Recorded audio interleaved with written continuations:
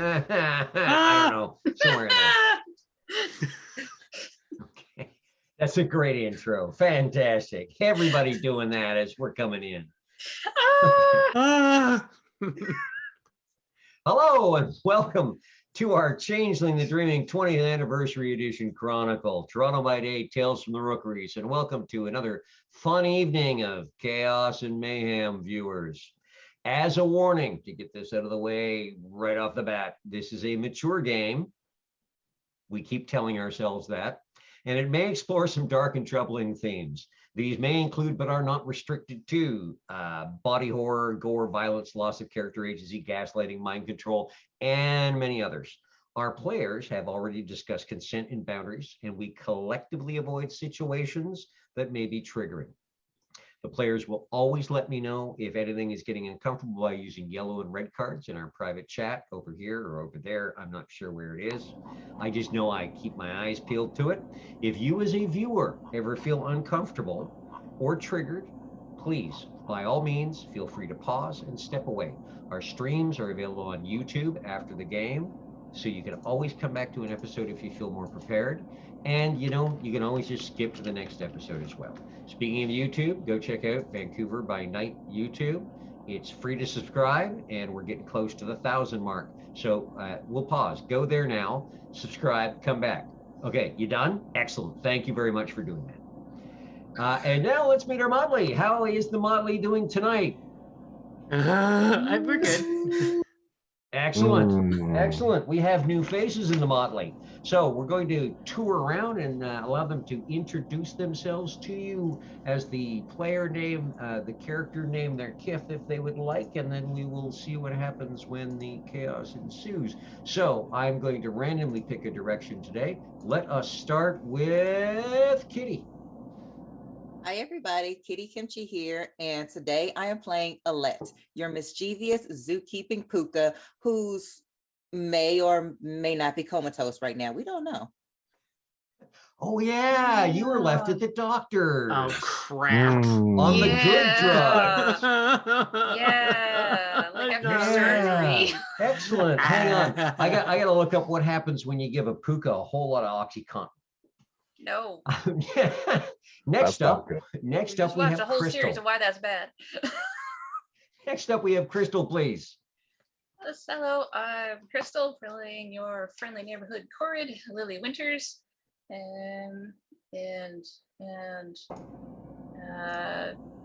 yes, trepidatious. That's the word. That's a good word. Excellent, thank you. And now we have the purple fretted rose. Purple? This is lilac. I'm a guy, it's purple. It's true. Yeah. What color is salmon, Cliff? What color is salmon? Anyways, never mind. That's pink. Hey everyone, my name is Rose, and she, her, and I am playing the effervescently and apparently purple-colored Selkie Lee, also she, her. Wonderful, thank you. And now, meeting some new faces to the Motley, let us start with Zev. Everybody, I'm Zev, and I am playing Volodymyr Mihailovich, the Knocker. We'll be looking forward to meeting him shortly. And next up, next up we have Mike. Hi everybody, my name is Michael Walsh, better known on the socials, VedTruth1399. I will be playing Hunter, your law enforcement troll. That's a good place for a troll to start. Wonder where you'll end up. And to wrap up the Motley tonight, and you'll have to correct me if I mispronounce it, we have Najra. Perfect. Najra. Okay. Najra, yeah. Hey everyone, I'm Najra, she, they. I will be playing Fagua, your new Aishu with a lot of questions. Excellent. And if you're looking for answers, I'm Cliff the storyteller, and technically I'm supposed to have them, but normally I don't. So we just it's like that game that was on TV for the longest while, where they just make up the rules as they go along. We have rules, we make up the story as we go along. So It's been a bit because we had to take care of some real life, and that happens. We're going to be rolling into some fun now. So I'm going to do the usual and roll a dice to see who gives us a recap of what went on recently. And no, you're not going to be one of the new people. No, it's still not going to be one of the new people. There we go. Our favorite insomniac. And the others can jump in if they need. But Lee, what happened last time all y'all got together? I believe it's amnesiac. Insomniac would imply that I'm a sleepyhead. Oh, Yes, you are I forget. correct. It was. I forget. That's my Maybe. slip. Insomniac actually means you don't sleep, so you could be an Yeah. insomniac Right, my amnesiac. bad. Okay. What happened? Right. We went and saw Mr. Clean, the cat's He's pajamas. the cat's pajamas. he's the cat's The cat's pajamas. pajamas. Jammers. And yeah, no, we met them. We met all the raccoons. We got all the fuzzy feels and the happy feels. We are very, very happy individuals. Oh yes, we also had to leave Alette to be recuperating in a hospital afterwards, after the meeting, just to make sure. We were escorted there by help me out. What was her Sigrid? name? Is that her name? Sigrid? Mhm. Sigrun. Yep, Sigrun, the Sigrun. Winter's Hand. The yeah. Winter's Hand, yes. Yes. She apparently a lot's gone down. She wanted information from us about what happened for the 3 months that we were gone in the dreaming in town. Well, actually in town, I should say. And how things apparently gone to pot. Things are not so well in Toronto by day or by night. And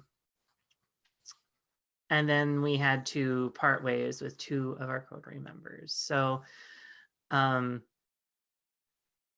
my God, really? Brain? Okay. Something went down and the raccoons ticked off the wrong person, and when they Right. sneeze, they turn into random objects. Teapots. Teapots. Teapots. And we don't know why. Alette- They don't know why. Alette may or may not have betrothed some of the Motley members to the Raccoon King person. They don't know it yet. We're supposed to be going to an aquarium. Right. We got a lead for Lee, where Uh-huh. she can hopefully get in touch with some of her kind, because that's something else that's happened. There was some vagaries given from Sigrid, but there's some leads and different leads that we can go on. Okay, that sounds somewhat chaotic, but pretty solid recap of what happened. It's like we went to Raccoon Last time Court around. and they gave us stuff to do, and then we left there and we run into Sigrid and she gave us stuff to do, and like yeah. And you were told to go home and heal for a few days. Yeah, that one. Okay, so it is the morning of Thursday, March 10th. Let's start with Alette. You are in this, it's not really a hospital, it seems to be more of a clinic. You're there for about 3 days to make sure that you are properly healed up. The doctor is a tall, spindly gentleman. There is a nurse who looks like a solid wall wearing scrubs. There seem to be a couple of other employees who are as interesting of characters as anything else. You get a whole lot of kind of that jangling, glamoring feel off of them that if you met them at court, you'd probably know who they were a lot better.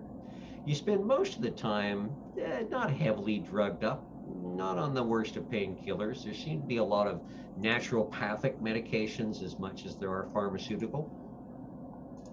And after about 3 days, you're checked over and you're bum rushed out. You're told you're fine now. Everything's good. Get out.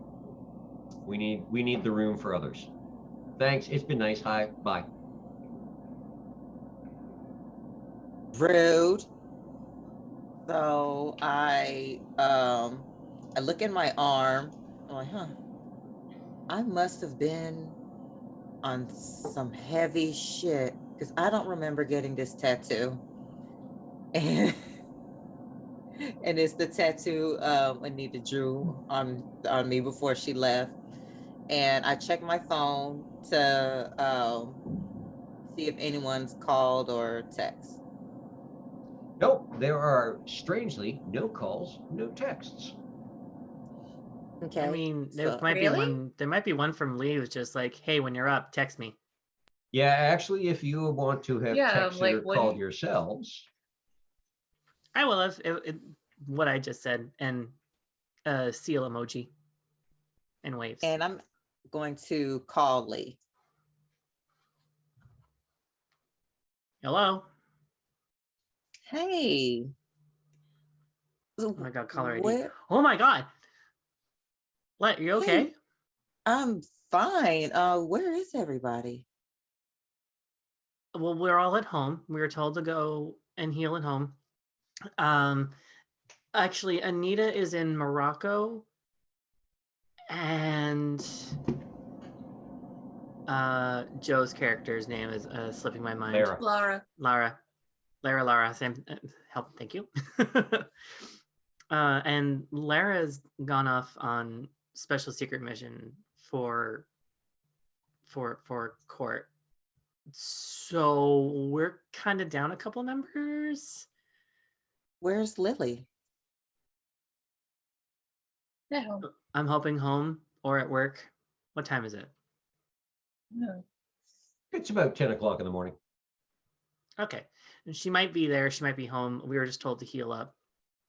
And everyone's okay. Everyone's okay. Our jobs are fine. Well, those of us who have jobs. I'm probably unemployed now. But your job is fine. They covered for us. They covered for our disappearance because we were gone for so long. So long. How long have we been gone? Rose does not remember. Lee does though. A few months, at least 4 months. 4 months. Yeah. We've been away that long. I think we should meet up. Yeah. I mean, it is Thursday. You know what that means. The freehold will be open. I'll meet you there. Okay. I'm going to call Lily. Okay. And Lee is going to dial up Lily's number. Okay.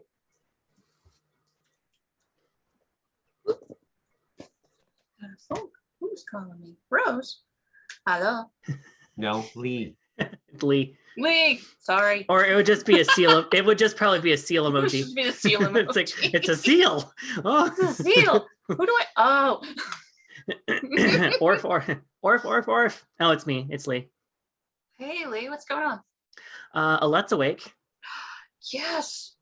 Yeah, I just kind of gave her the short version, the like Cole's Notes version of where everyone is. We should meet up at the Freehold tonight, if you're free. Okay. So, like, is she still at hospital or is she at home or? As far as I'm aware, I didn't ask. Actually, I didn't ask. Okay.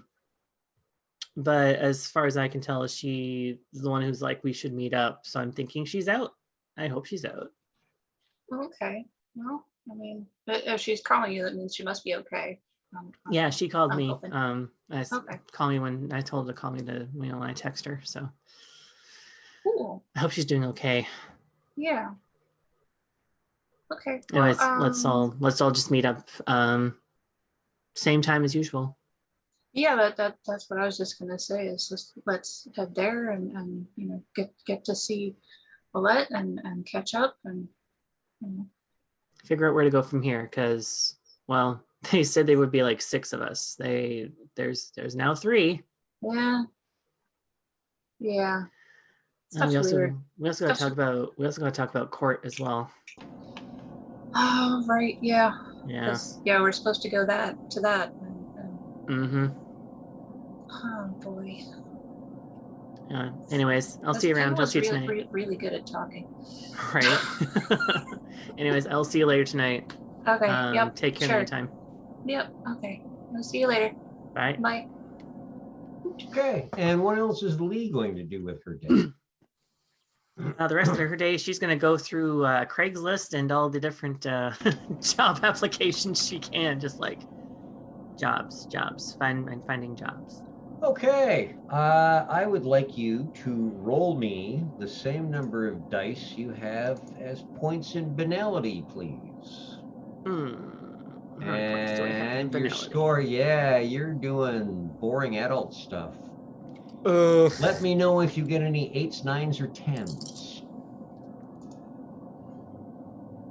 I have 1 9. You've got another point of temporary banality. I was actually just gonna ask if all this stuff that we acquired during the mess in the back rooms in town, is that all? Oh, that's all Back there. to 0? No, that's all still there. No. Okay, so the nightmare, the banality, what about the glamour? Nope, you haven't done anything to regain glamour yet. I mean, that might be Fudge nuggets, resolved in the okay. freehold. Yes, when you get to the freehold, that can be something that can be taken care of somewhat. Okay. Okay, and Alette, what are you going to do once you're released from the clinic? Any place in particular you want to go? I'm gonna go straight to the hospital. Okay. The hospital feels different when you walk in. It's still bustling. There's still people all over the place. Where are you going once you're at the hospital? I'm gonna see if I see Jonathan.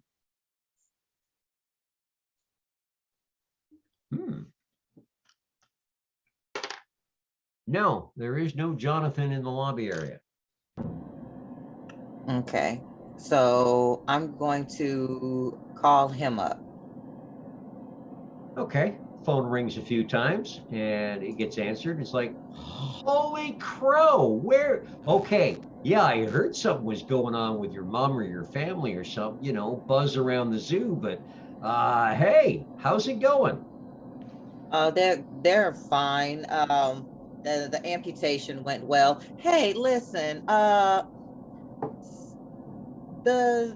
demos and whatnot for the kids, how's that going? Well, they're not as going as good as when you were running them. You know, they've shifted them to Mondays now. Somebody complained about Thursdays being too busy with all the stuff going on. So yeah, you know, mostly we're still doing that movie, that TV show stuff. Oh, okay. So Thursday, it's been a while. So don't forget to give what's his name? Alice, the new African elephant. Don't forget to give her her anima. Wait, what? No, Bye. no, I don't need. Okay, Lily, what are you doing with your day? Jonathan's just got a whole lot worse. Sure did. Boy, howdy. I had a vivid imagination.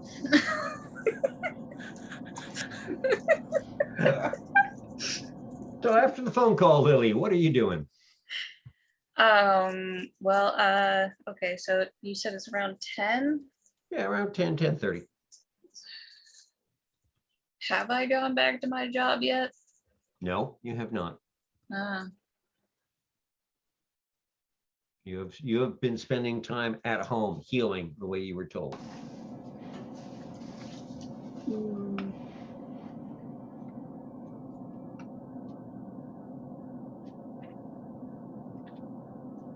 Did anybody actually tell me what the excuse was for my absence at, let's say, the library or whatever?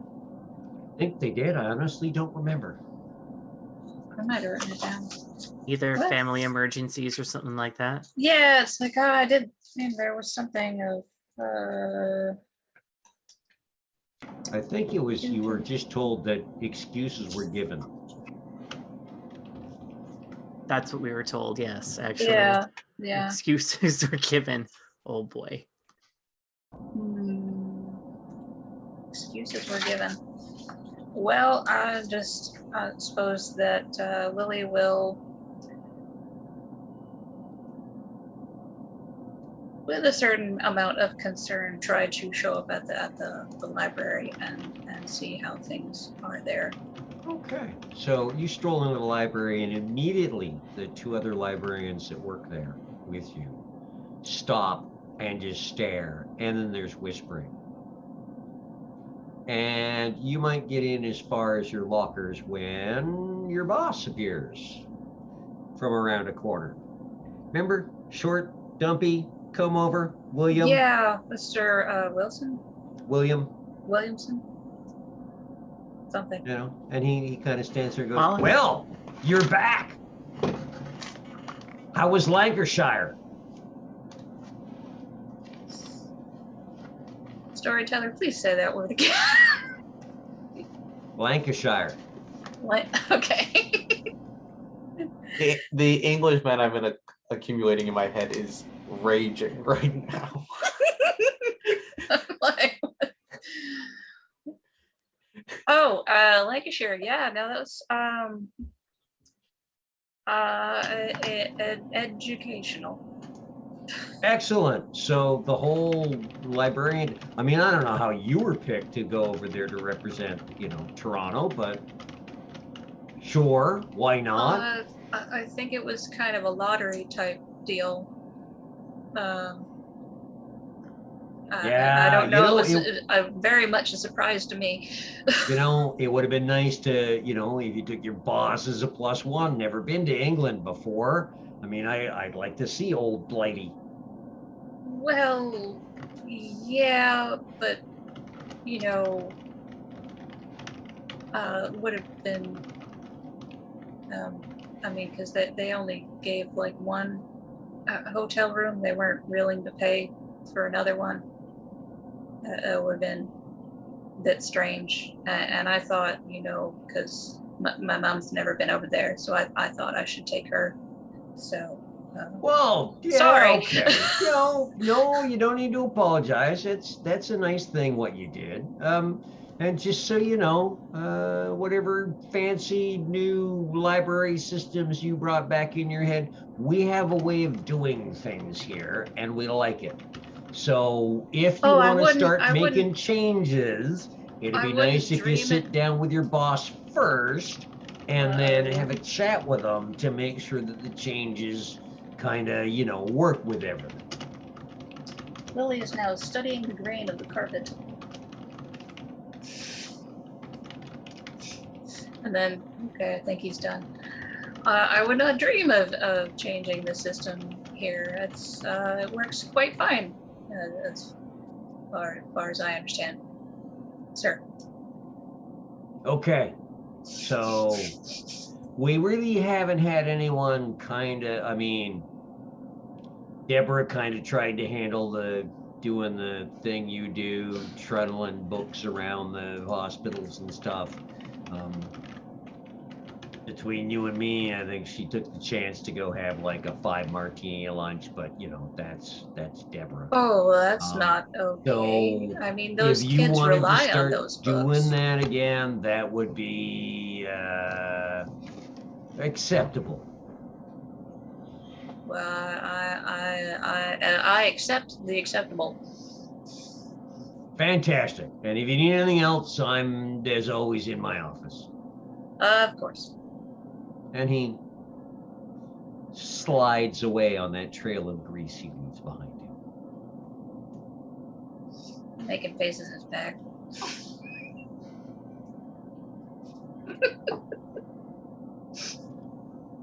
Okay, so with those three taking care of some things, Volodymyr,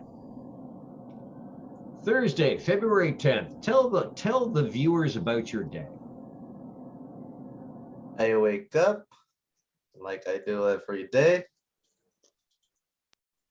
I tell all my tools in my workshop that they are very good.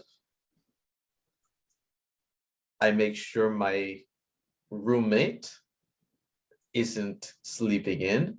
I know he doesn't sleep. Cogs and gears. What need does he have for sleep? Does not know what he is missing. Pillow is very comfortable.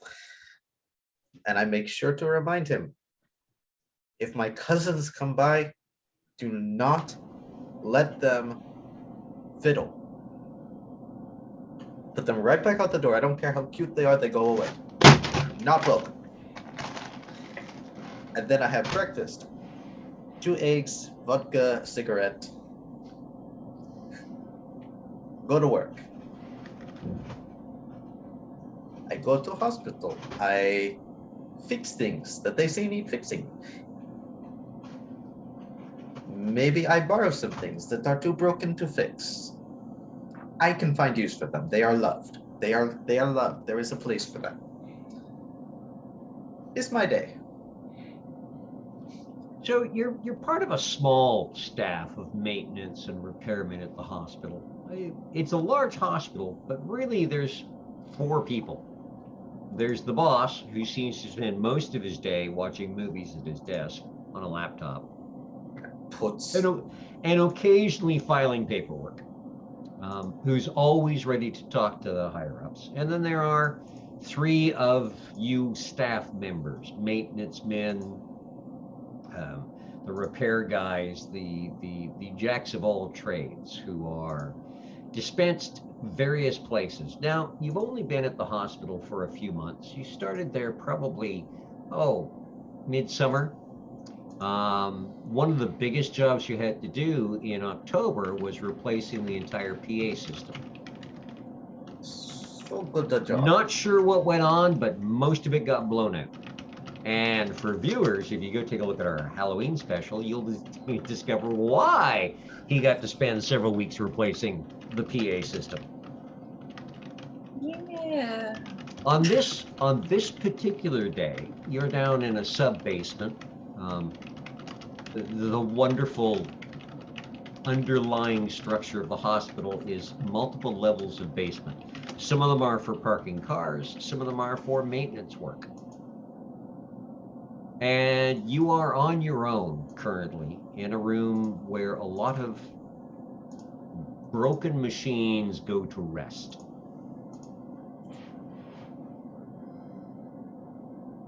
Is there anything new? Anything I didn't bring down here myself? Oh yeah. Yep. There's more than a bit. There's more than a bit. Okay. I want to see if there is anything that I can maybe scrounge, something interesting to fit into my tool bag. Give me an alertness and perception, and you're going to be rolling 8s and up, please. 8s, 9s, and 10s. 2 10s and a 9. Oh, very nice. Your 10s double because there's a pair of them, so that gives you 5 successes. So yeah, there are bits of machinery that you're going to want to be tucking into pockets and toolkit. While you're doing this, because you scored so well, you're also going to notice that there is a shadow in the doorway.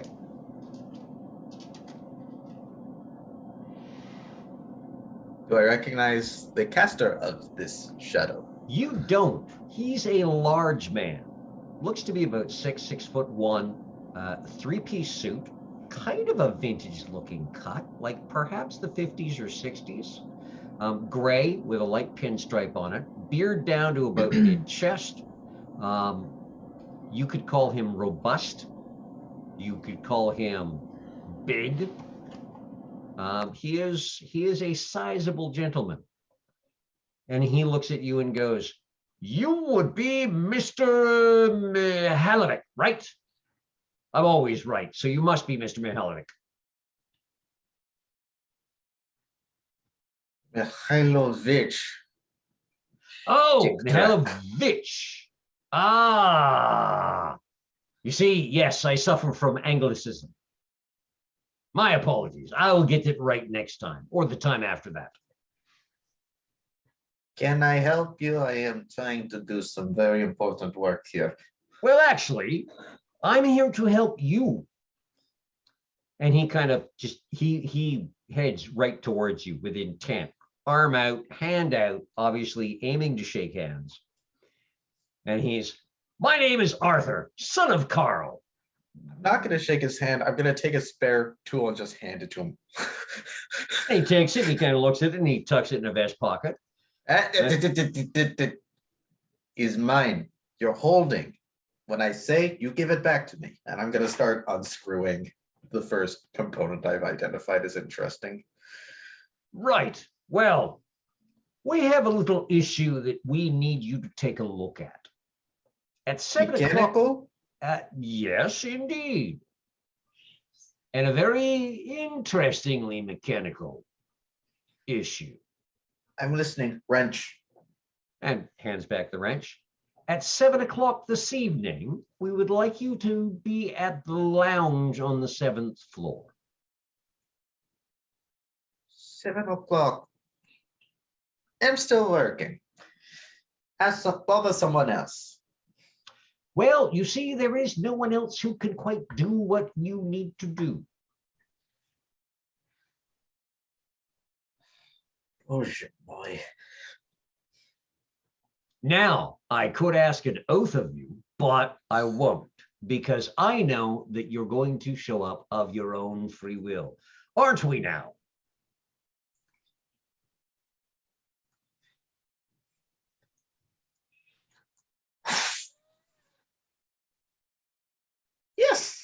Yes, I will show up. I will be there, 7 o'clock. Bloody great. 7 o'clock, don't make me come after you.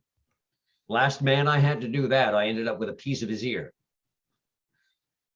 And he turns around and he is a force of nature, coming or going, and he leaves. Anyone who happens to be nearby is going to hear a blistering stream of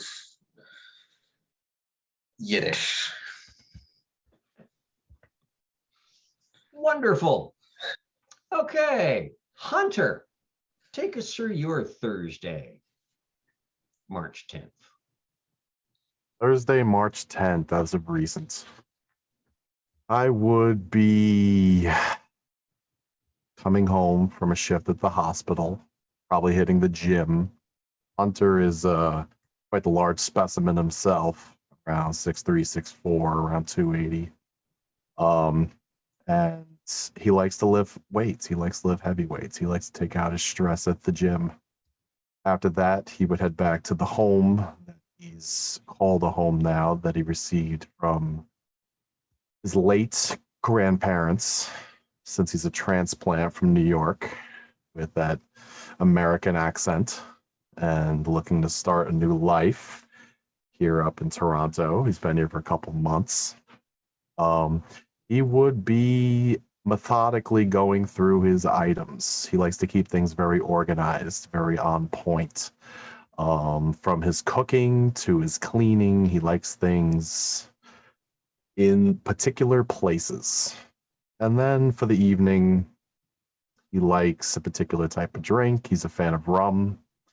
So he likes to make a dark and stormy, a little bit of birch beer, splash of lime. And if he's not chilling out in front of the TV, he'll contact some people from home. Besides that, he picks up overtime here and there at the hospital. Okay. Now, Thursday evening, would he be working? Sure. What time Why does not? he A start couple his bucks in his shift? pocket. Yeah, what time does he start his shift normally? He'd probably start at 3:30, like the 3 to 11. 3 to Okay. 11:30-ish. Okay, excellent. We'll pause with you for a moment. Fagwa, let's take you through your Thursday, March 10th.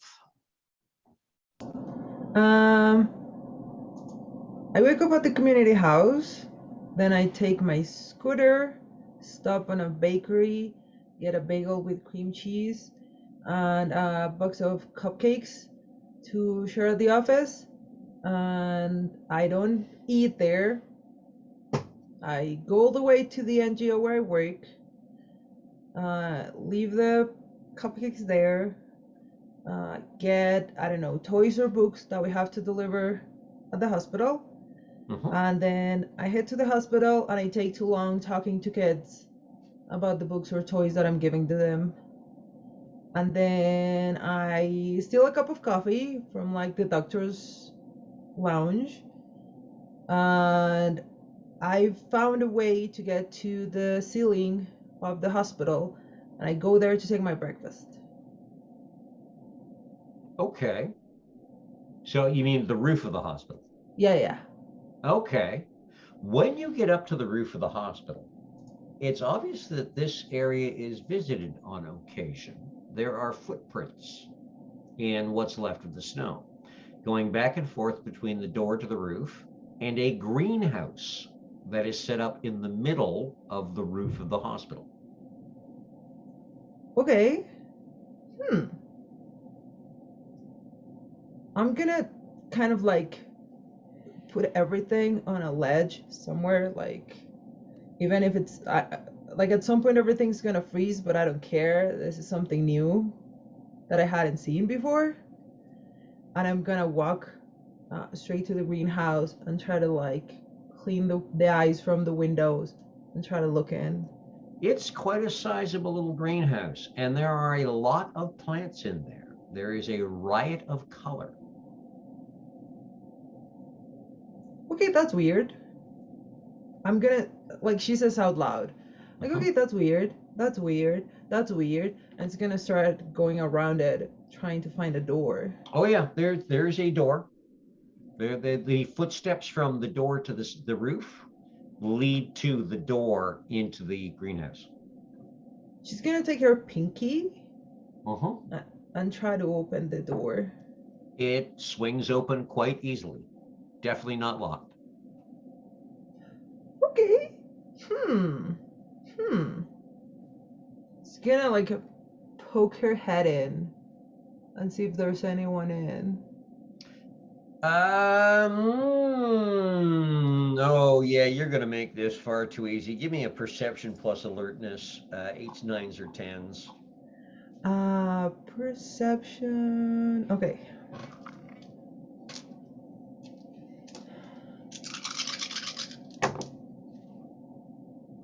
Ooh, just one. Just one. Yeah.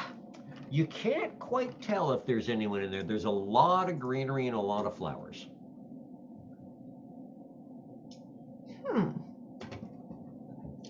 Okay, so since there's no one here, because I can't see them, so if I can see them, there's no one. I'm gonna like squeeze in, like not like open the door, but like kind of like squeeze in to and close the door behind me, to try to not make any noise. Okay, you get about 2 steps in, and someone pops up from kind of the middle further in. Not a very tall gentleman. He might be 5'4", 5'5", kind of skinny but pudgy at the same time. He's got the cheeks going on, but he's kind of a scrawny looking guy, balding with the fringe of hair around, and he pops up and looks at you and goes, "Ah! Ah? Ah! I'm sorry. Ah! I'm not supposed to be here probably, but I'm new." Same. So if you keep my secret, I'll keep yours. Okay. Because yeah, if they find out, they'll fire me. And he's in a 3-piece suit, a kind of a dark brown check, vest, jacket, pants. Not very modern, not quite vintage, probably from the 90s. Kind of rumpled. It doesn't suit him well. And he goes, I'm Lester. I'm the new chief financial officer." Oh, okay. I'm Fagua. I work with the NGO that brings books. Oh, okay. That's, oh, wait, you're, oh, you're, I'm what? and he kind of peers at you a little bit. He almost looks kind of a little nearsighted the way he squints. And he goes, wait, you need to come see me tonight at 7 o'clock. I have something that's really important for you. If it's anything to do with accounting, I don't want it. Oh, no, that's my job. You don't get to do that. I like numbers. Numbers are they're calming. They're regular. Numbers don't lie to you. A 1 is a 1. A 5 is a 5. Okay. But that's no, it has nothing to do with numbers. It just yeah, 7 o'clock. If you could come see me, actually a little before 7 o'clock, in my office on the 3rd floor. I need to introduce you to some people. It's very, very important. And if you don't show up, it's it could be really bad. Okay.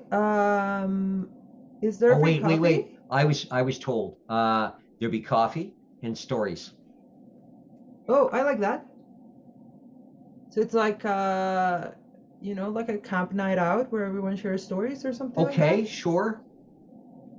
Okay, sure. I'll be there. Okay, so third floor. Ask Lester Moore. Okay. Nice to meet you, Lester. Yeah, nice to meet you too, Fagwa. Very, very.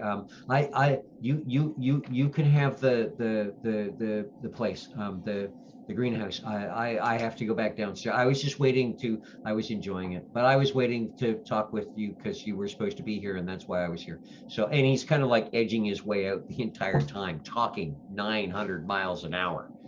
Until he gets to the door and goes, okay, so I'll see you tonight at 10 to 7. My office on the 3rd floor. If you get lost, just ask for the Chief Financial Officer office, Lester Moore, and they'll tell you the CFO. And then stories, coffee, good things. Sure, I don't think I'll get lost, but sure. Oh, okay. And then he's gone. And I already forgot about my coffee and my bagel, and I'm gonna spend like 2 hours checking what plants are in there. The plants are in beautiful shape. They are obviously well taken care of and well tended. Yeah, I'm gonna spend 2 hours just trying to like figure out which plants are what and where have I seen them. There's quite a range, both medicinal herb type plants, flowering plants. Seems to be leaning towards the decorative. So there are roses and irises and tulips, and there's just such a selection in here. Okay. And then I'll just spend some time and be back at 10 to 7. Excellent. Okay, so it's coming up on 7 o'clock. So I'm guessing Alette, Lily, and Lee are aiming to head towards the hospital at this time. Oh yeah. Because you know what's going on. So it's our witching hour. Yes. We're the changeling hour. Pause of 3 of you for a moment. So you're on duty, Hunter. You're doing your patrol. There are generally 4 security guards on shift pretty much all the time. Sometimes it pumps up to 8. But for the most part, there are 4 of you on shift. And it's generally, none of you are static. You take turns in the office. But for the most part, you're patrolling, making sure you're seeing, being seen, et cetera, et cetera, et cetera. About 6:45 as you're walking down a hallway on the 5th floor, from the nurses' station, weirdly, there's no nurses at the nurses' station. For the first time, you can hear things going on. You can hear people in the area, but you've stepped out of the elevator onto the 4th floor, and there's no one there. Except, standing by the nurses' station, is a tall, portly gentleman in a 3-piece gray suit with a light pinstripe to it, beard down to his chest. And he goes, "You would be Hunter." You would be unidentified. I don't see hospital identification on you.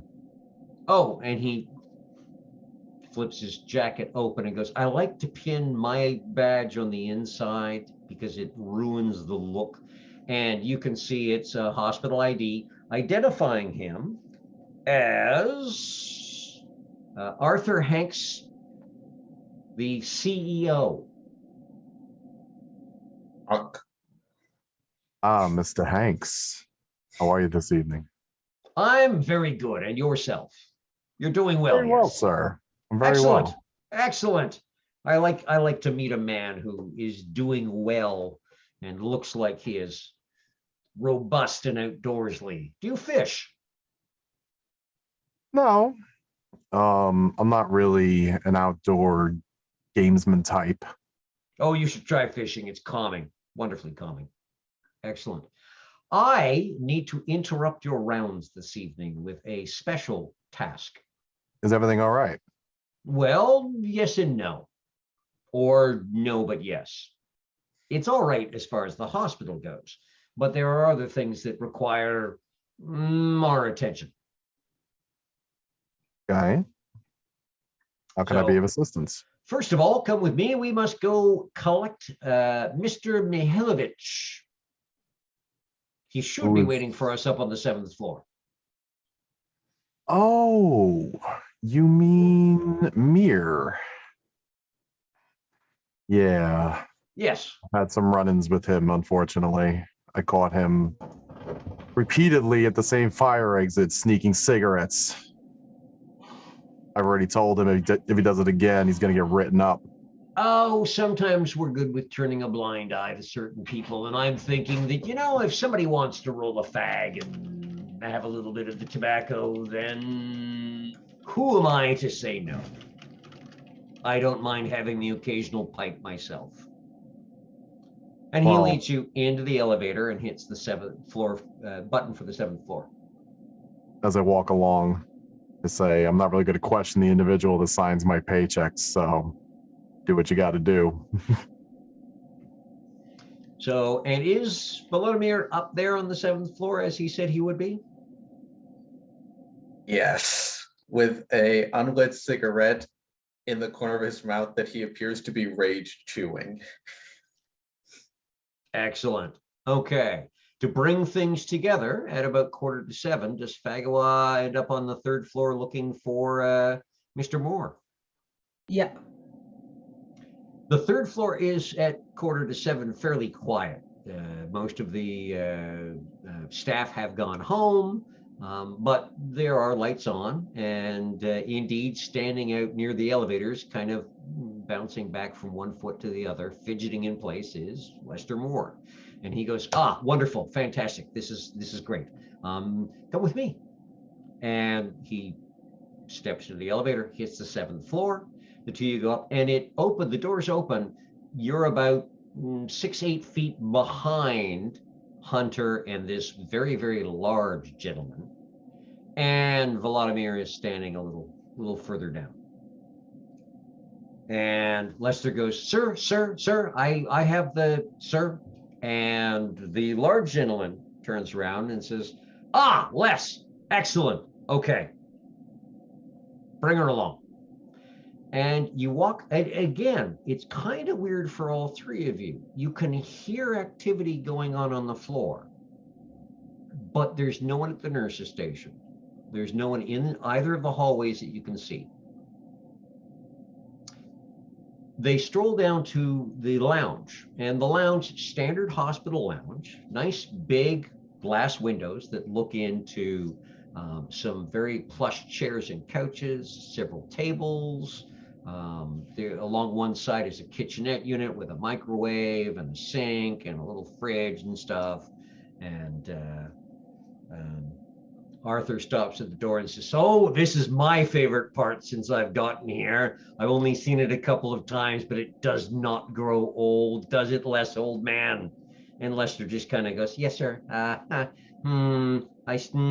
Okay.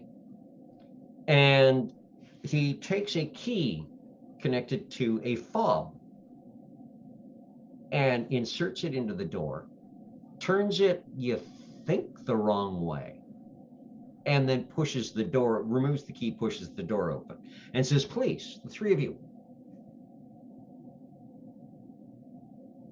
Head inside. Okay, as you step inside, it does not look like it did from the outside. The floor is wood. The tables and chairs are still comfortable, but almost archaic in their build. The kitchenette unit has become a series of cupboards with an open fireplace at about face level where the microwave was, snapping along. And the three of you stepping in, and this is where we get to have a little fun, have just taken on your changeling seemings, including your voil. So if you'd like to describe to our viewers what you now look like, let us start with Volodymyr. Volodymyr is very short and squat, with skin the color of iron-rich clay, except for two whorls of white that appears to be daubed onto his cheeks. Has a shock of white hair that kind of looks like someone stuck his hand into an electrical outlet. But very clean, and he is dressed in this nightmare hodgepodge of a 17th century French Victorian, like French flouncy shirt that has been cut off right below the nipples and stitched to a fishnet like goth shirt from the emo punk era. He is also wearing overalls that have been cut away down the center and down the back, with steampunk like style fastenings, and his boots go up to about mid-thigh, but they also are open-toed. He looks very eclectic, and even with the platforms of the boots, the backs of his fingers are dragging on the ground. His arms are way too long for his very short body. Thank you very much. That is wonderfully descriptive. Next up, Hunter, what do you look like in the dreaming? As he would step out of the elevator, he would go from work boots and pleated pants to oversized bare feet with cracked toenails and arms like tree limbs, hands like skillets, and a neck like a tree trunk. He would shoot up a couple extra inches. His skin seems more shale stone-like and kind of flaking off. And even as he turns to the CEO and he starts asking what's really going on, it's kind of a gravelly tone in his voice. And it starts to go like this. And then the bottom part of his jaw becomes more sticking out. And these two giant horns that should be hanging out, it seems they've been snapped off at the stems. And he has like a loincloth, and it's a black design with a tunic top. Very Fantastic. Thank you. And the third in our group, Fagwa, what do you look like when you step into the freehold? Fagwa's about 5'7", and she has cobalt blue short hair that it's kind of tied on a top knot.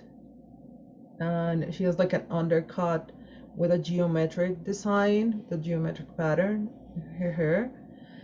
Her skin looks like bronze, like it's tan but like super shiny. And on her cheeks she has something that from afar it looks like freckles, but closer you can see something like constellations tattooed on her cheeks. And she has an inverted black triangle also on her forehead. And she's dressed with very like wide pants in shades of like earthy colors, like a deep brown, reddish brown, comfortable leather boots. She has like 3 pouches on her sides and like 3 layers of shirts that combine and are very wide on her body. And she just like looks at her hands, looks at everyone. It's like, oh, that's cool. Okay. And of the 2 gentlemen you are with, the CEO, Arthur, still seems to be a very tall, bearded gentleman in a pinstripe gray 3-piece suit. He doesn't seem to change at all. Lester, however, becomes what you would know as a bogan. His suit becomes a little more archaic, but a little neater and cleaner. And he becomes a whole lot shorter and pudgier. And the large man, Arthur, says, sit, let us get you something. Lester, coffee, tea? And bagels. Les goes, yes, yes, I can, sure, yeah, okay, yes. And in a moment, we will have our guests of honor arriving, and then we can introduce everyone who needs to be introduced. And he kind of hips the door closed behind him and goes, that's about the right timing. And that is the right time, because the 3 of you, it is a standard arrival at the hospital. Each of you arrives and there is no one in the lobby. You can hear voices nearby, people somewhere else. Actually, Lee, Lily, and Alette, all of you, give me a perception plus alertness, and you want to get 9s and 10s, please.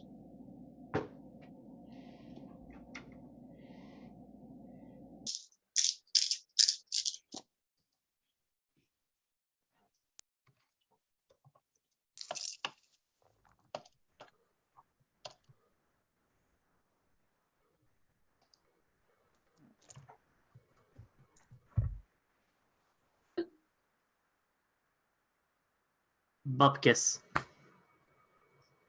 Okay, so Lily was the only one to get any.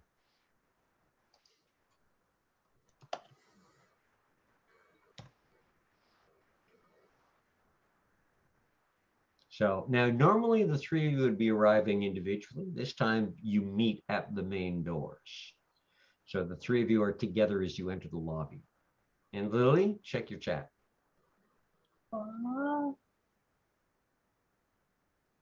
Always What worry kind? so. What kind, please? What do you mean, what kind? Like people-wise or stuff-wise? Ah, Or both? both. Oh, no. Well, I am assuming that first I'll be very excited to see Lee and Alette, because I have not seen them in a while. And Alette, last I saw, she was unconscious, being drawn on by Penn. So,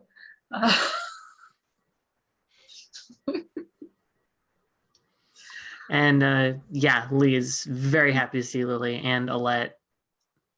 yeah, I am thinking hugging is in order because, you know. I'm in for a hug. Who's in for a hug? Totally hug, Oh yeah. circle up, hug. And also, Alette, how are you all healed up? Is your shoulder okay? I'm fine, but Lara, Penn, I didn't even get a chance to say goodbye. Yeah, well, I mean, Penn just. It's not that they left without saying goodbye. They were on very short time. Sigmund was the Winter's Hand, the tall lady. Yeah. Was very strict on time. Believe me, we tried, but we did. She wanted to just get things going and get them on their way. Yeah. I'm really sorry you didn't get to be say goodbye to them. However, I believe Penna did leave something for you. Check your arm. Yeah, she did. Yeah, Penn drew that on you. Oh, Did you make it permanent, or are you gonna make it or not? when she asked the question, I walk away. I'm gonna take it as permanent. I'm gonna say the yeah. color work is good. It's like wandering off. Lee is gonna hop in a step and just like, oh, come on, Lily. Okay, yeah. That's kind of strange over there. And Lily is looking at the tuck shop. And now that she's pointed it out, the tuck shop, which used to be where Lara worked and which was run by Misty, is empty. Like Like not just no people, no product. Just like an empty store in a mall, kind of. Is there a door there or anything like that? Never had a door? No, it's kind of open to the lobby. See, I always imagined it had like a glass front, but okay. Yeah, you probably a bit of a glass front, but it would be a very wide, broad kind of entryway. No, it was just Oh, wow. There's nothing here. Like it's like, you know, like what happens in malls sometimes when a store closes. It looks like it was hollowed out. But I mean, wasn't the store Misty's thing? Like Maybe what Misty's not wasn't- here anymore. wasn't that like what, you know, kind of kept her in her right remembering of us? Maybe Misty had Things? to go too.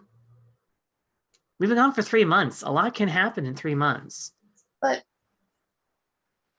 I don't like it. Let's go to the Oh. freehold and see if anyone's there that can give us any answers. Yeah. I don't know about you, but I could really go for some tea. Yeah. Oh no. What if there's no How about we answer that question instead of worrying about it? We won't know until we get there. Come on, Lily. It's okay. It's okay. We're doing this together. Bluebirds. Bluebirds. Yes. Elevators. Okay, so the three are strolled the elevator.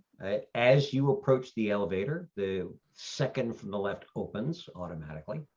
You get in, you get up to the 7th floor, and again, there's just like you're used to, that wonderful kind of serendipitous arrival that there's just no one in the area when you walk in. You stroll down towards the nurse's lounge. Who has the key? I do. Excellent. And Lara's not around to challenge you on it. Pesky little pisky. So I you miss put her. you put the key in the lock, you turn it, you open the door, the three of you walk in, and there are already 5 people in there. Now, you've heard about what these 3 look like. If the 3 of you would be so kind to let them know what you look like when you step into a threshold. I'm a cat.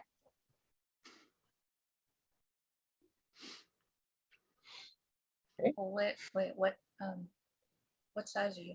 Did you pick big size or little size? Medium. Medium. Oh, so you're automatically going 4-footed as soon as you walk in? Mm-hmm. Medium large cat. Medium large in like cat scale or like in people scale? She's been like, I want to say medium, panther. yeah. She's been panther sized, and that's the largest we've seen. And she's also been house Okay. cat sized. So I figure. I thought panther. I mean, Yeah, house in cats this get setting- pretty big. Yeah, But this in medium would in be this like setting, Maine I'm like, Coon. okay. I believe on the scale of chonk, it's oh Lord, she coming. Put it this way, in this form, someone was able to ride me. Okay. They weren't a big person, but That's, yeah, yeah, big enough to carry a person. So Cat. like dog size cat. roughly. Okay. Okay, so we've got the cat and When Lee walks in, you do see a light purple haired, but then someone who has like what looks like iridescent, sort of green, mint, and lavender to like deep purple scales all along her body. She does have gills. She drew on gills. nice. And a bit of like a sea pupper kind of a nose. No ears.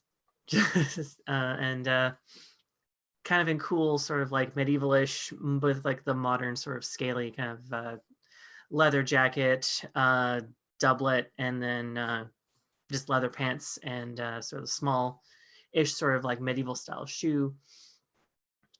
Hands deeply in her pockets, and also a very, very large, big expression on her face going like, oh God, who dey? And last but not least, Yes. So Lily is well, because we didn't go with furry, but we went with hair being the big emphasis, especially in Voil, is that it's just this, but imagine it bigger on a smaller person.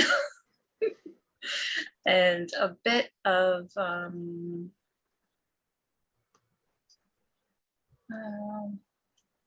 trying to think of how to describe a sort of rusty tan with freckles, and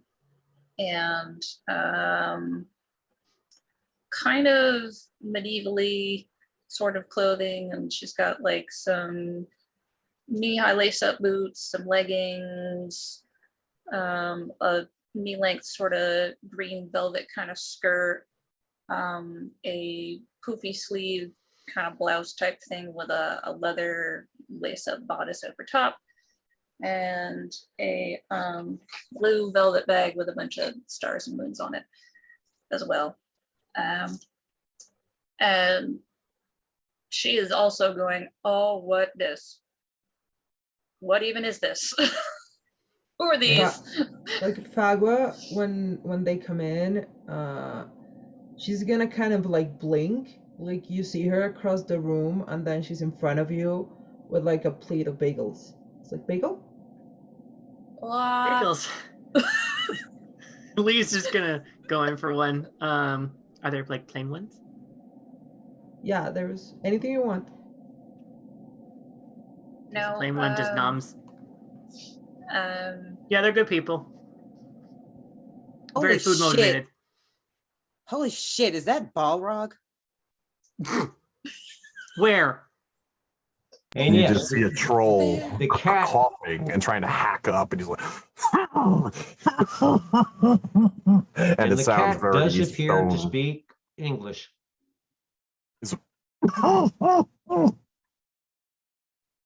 What in blue hell is this? So Do you Ludmilla need just a starts cough drop? elbowing Hunter in the side, like trying to help him with the cough. Just You mean in the thigh?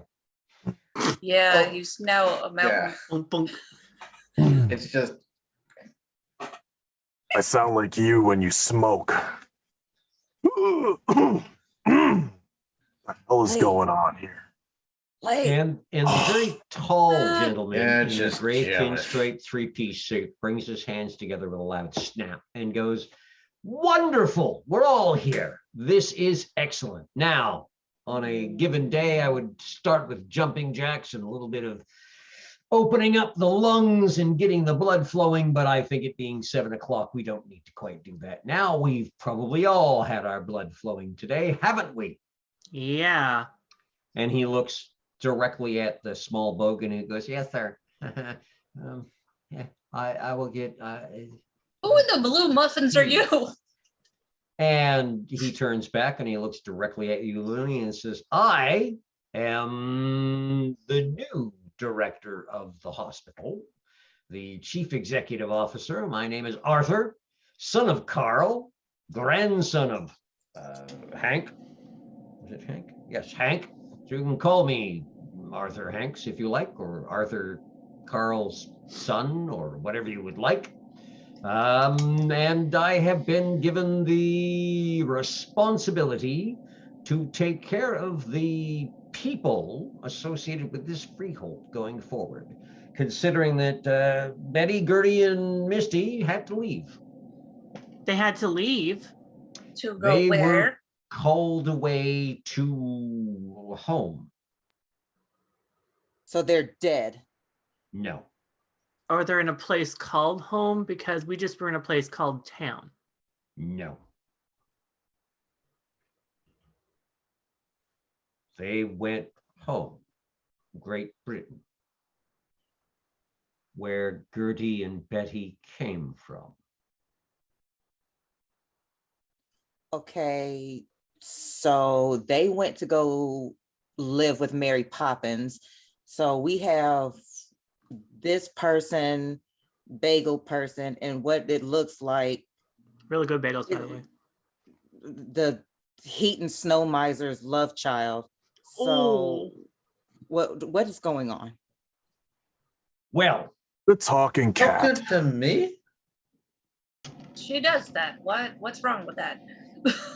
Is she I want to talking know why me? everybody's in costume. We're not in costume. Look at yourself. Yours is the best, dude. You're huge. right. Now, some of you know, and some of you may Oh, not, it's you are in a freehold right now where the dreaming has sway. So you are showing your true selves on this side of the veil. On the other side of the veil, you would appear as you normally do as people, humans, members of the most populous race, let us say. I am the new guardian, here to assist you the way that Betty and Gertie and Misty assisted you. And I will be assisted by Lester. And Lester goes, when Lester is not having one of his anxiety attacks, which is most of the time. Lester will help as he's able to. So I am here to handle any issues that come up. What did Betty used to do for all of you? Make tea? Make us tea.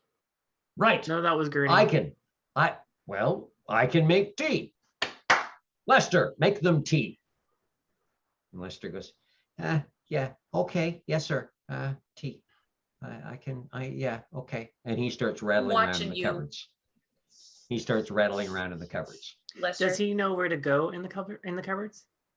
He seems to. He's a bogan. Okay. They're pretty Okay. good at that kind of stuff. So I mean, he seems to have to do a little hunting around, but he, he's able to find what he needs to do to start putting together tea.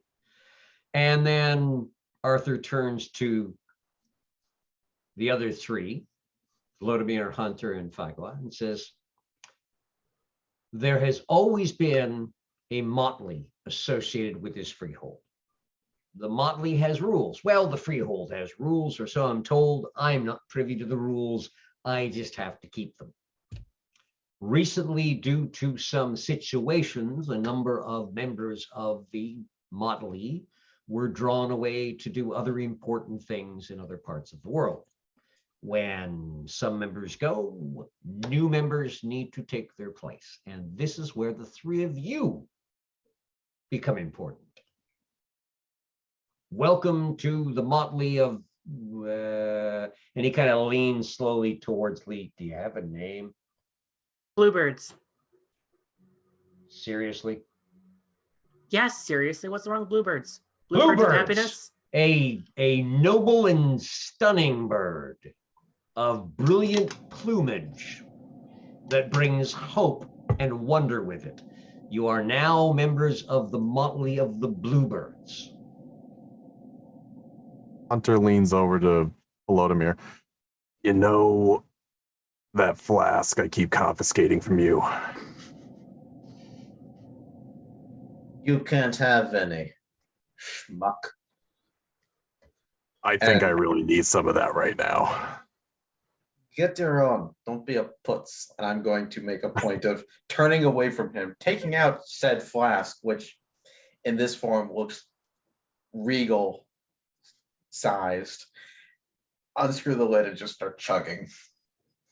Lee's gonna look over to Lily and just like, how does Lily look? Just perplexed, bewildered, shocked, kind of mad about some things. Just like what the big, loud, messy, doesn't know what they're doing. Lee's gonna just gently just take her hand and just hang on to it. And have our hopefully tea with It takes a moment, but eventually the bogan comes around with teacups for everyone. Alette, Lily, and Lee have tea. Not Gertie's tea, not the best tea that you've had, but it's okay tea. It's good. It's comforting tea. It's a nice tea. Fagwa, yours has coffee in it. Hunter, yours has got this deep amber liquid in it that when you breathe it in, it smells like paint thinner, but oh, it's warm going down. And Volodymyr, yours is clear. The liquid is pure. It is the water of life. It makes what's in your flask look rough. The whole teacup vanishes in very quick order. It's just. I bet you he got the best tea. He goes to pick up his cup, and it's like just really tiny in his palm. So Alette's cup is sitting on the table. She's just sitting there licking it, looking up at you guys. So I'm guessing introductions are in order. Arthur says, yes, if you would all be so kind as to introduce each other so that I don't have to play round robin kindergarten teacher, that would be wonderful. Well, we could start with us, the OG Bluebirds. I'm Lee. She's Lee. I'm Lily. This is Kitty. It's Alette. Alette. She says hi. Hi, Kitty. And when Fagwa drinks like a cup of coffee, like kind of like moves really fast, like blurs a little bit. It's like, I'm Fagwa. I think I kind of dreamed about you guys, but I don't know, I'm not sure. But yeah, I've been traveling for a long time, and now I'm here. And yeah, I think I've dreamed about you guys. Hopefully it was a good dream. Yeah, I don't know. Storyteller, would it be fair that Lily would recognize what Fagwa is, or yes. no? Yep. Oh, okay. Yep. Okay. Yeah, you know she's an issue. Okay. Actually, Lee, Lily, and Alette would know that she's an issue because she does have certain characteristics that are much the same as Pendevlin had, the previous issue that you dealt with. The other two, you're not sure, but if you want to roll dice, we can roll dice. Sure. I can roll dice. What dice? Excellent. You're saying I don't get a lot of warning signs. You're going to want to roll your gray mare plus intelligence, please. And you're going to want to, for Lily, it's 6s and up. For Lee and Alette, it's 7s and up. What are we rolling? And actually, for the 3 new folk, if you guys want to roll gray mare plus intelligence to know what they are, then it's 7s and up. Oh.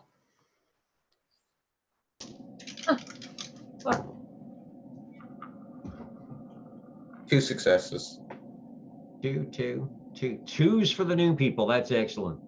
So Lee got 1, Lily got 4, and Alette got 3. 3. So Lily, you know exactly what Hunter is, that he's an actual subspecies of troll.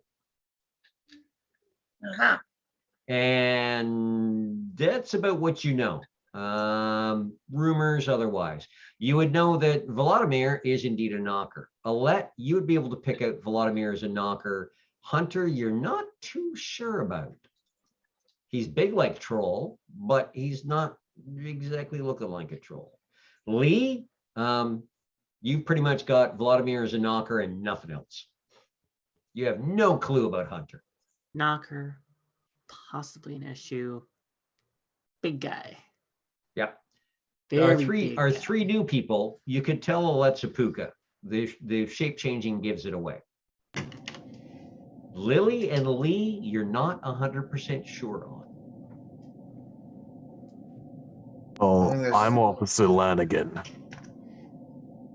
Since everybody's Schmegag. being informal here, as he darts an eye over to Volo.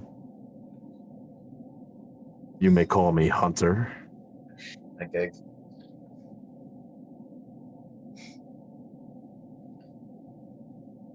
This is Volodymyr.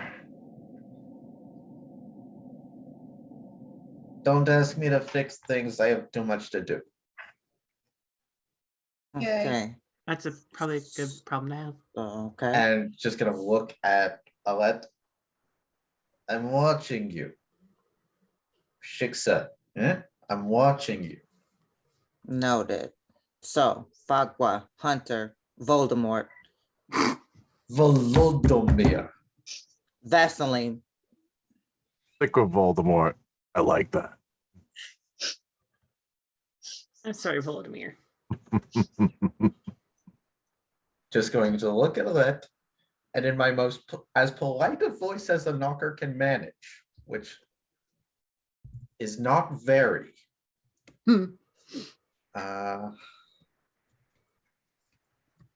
Shit, where is it? Liegen in Trep und Backen Bagel. Bagel?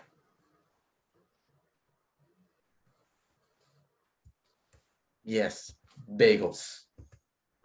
He's gonna There's a tray of see if them. there's another one. You don't have to Okay. mind him. He speaks in tongues at me sometimes. I don't pay any mind. Tongues is Yiddish, you schlemiel. You'd understand it if you knew what culture was. So again, Arthur brings his hands together with a Yes, loud you should like the slap. bagels. And when you hear his hands come together with a crack, you also hear Lester go and jerk a little bit. And Lily's Arthur just goes- gonna stop in whatever position she was at. And Arthur says, so, as I understand it, there are things that the Motley here was doing. And there are Many. things that the Motley here needs to do. What's those?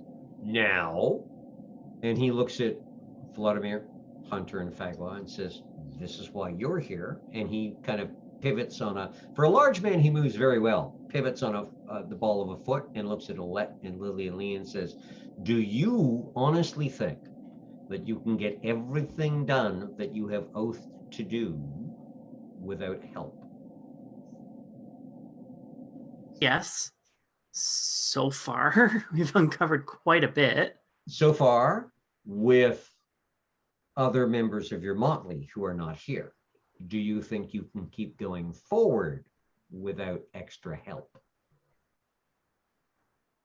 Guys, Yeah, Lily's just gonna be doing that sort of uncomfortable finger twiddling. Oh.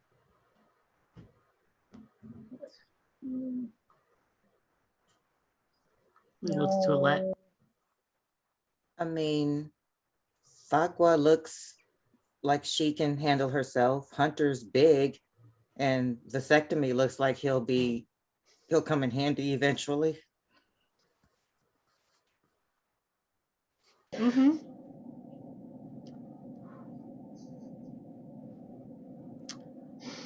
Volodymyr. So Arthur starts to sit down. Where he's sitting down, there is no chair, but there is a scraping sound, and Lester pushes a chair behind him that catches him just as he sits down. And he kind of tugs his pant legs a little bit, and he squares himself and says, right.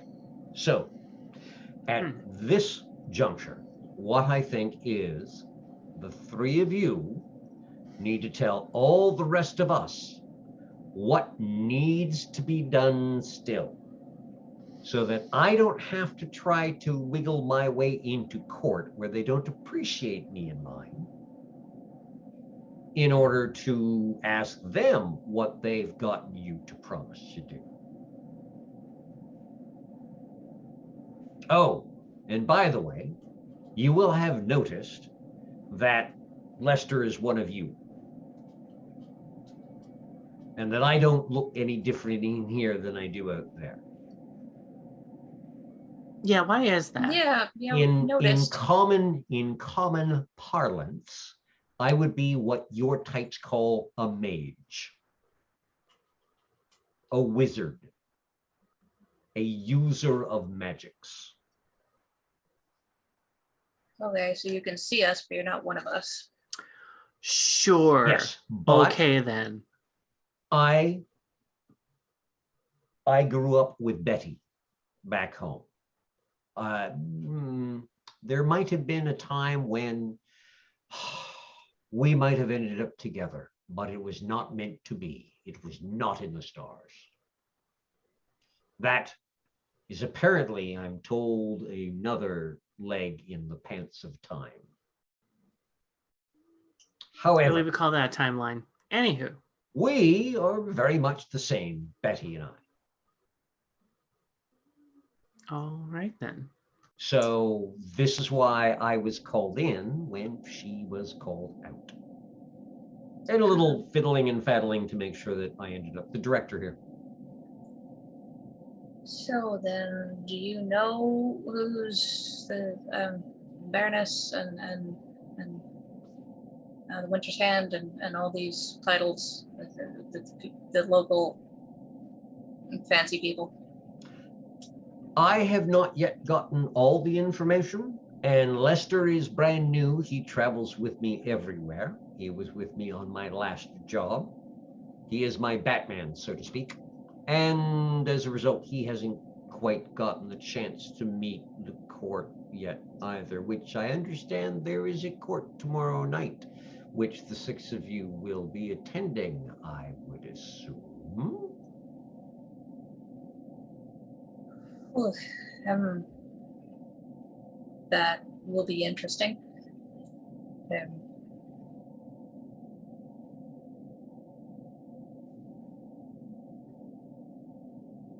Excellent. And he Yeah. slaps his hands down on his thighs and says, Yeah. now is the time for us to discuss what needs doing so we can make a list and tackle it. And that's right. also an excellent point for us to take a break, because it's been about that time. We're going to grab 5 to 7 people, stand up, stretch, do a little jiggle, do a little dance, dehydrate, rehydrate, whatever you need to do with hydration. And remember, snacks are important. Don't come back unless you bring enough snacks to share with me. I mean, everyone. Wonderful. We'll see you in about 5 to 7 minutes, folk.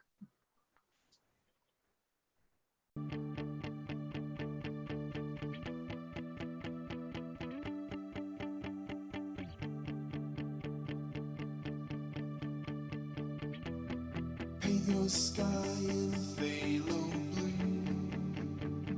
blue and alizarin crimson, swirls of cadmium yellow, sienna and vermilion. Make it any way you want, 'cause it's your world in the end.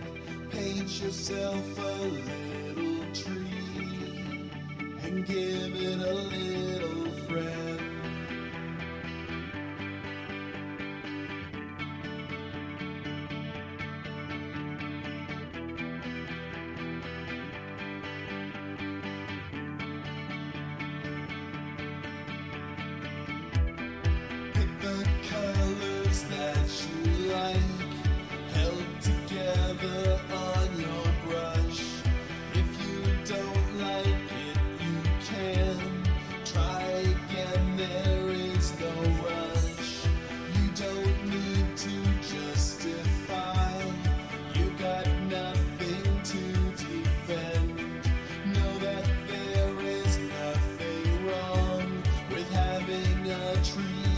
needs a friend.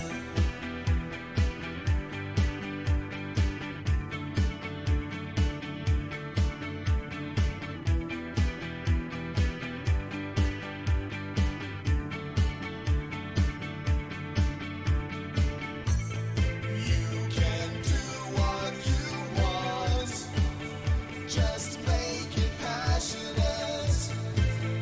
There are no mistakes, just happy accidents. Just use your imagination any way you please. This is your creation, so build it as you see. Seek out new sensations, or sail the seven seas. You're the only one to please. To be a happy little tree. We're all happy little trees. While we're swaying in the breeze, we're all happy little trees. Paint your world in Prussian blue. Give yourself a big bright sky. Add some white and burnt umber, and give your world highlights. You're the creator of this world. Find your freedom on its canvas. Make a small room of your own, or dream up entire planets. You can do what you want, just make it passionate. There are no mistakes, just happy accidents. Just use your imagination any way you please. This is your creation, so build it as you see. Seek out new sensations, or sail the seven seas. You're the only one to please. To be a happy little tree. We're all happy little trees. While we're swaying in the breeze, we're all happy little trees. I'm not saying it'll always be simple. I'm not saying it's a life of ease. I'm not saying everybody will love you, or that you won't make enemies.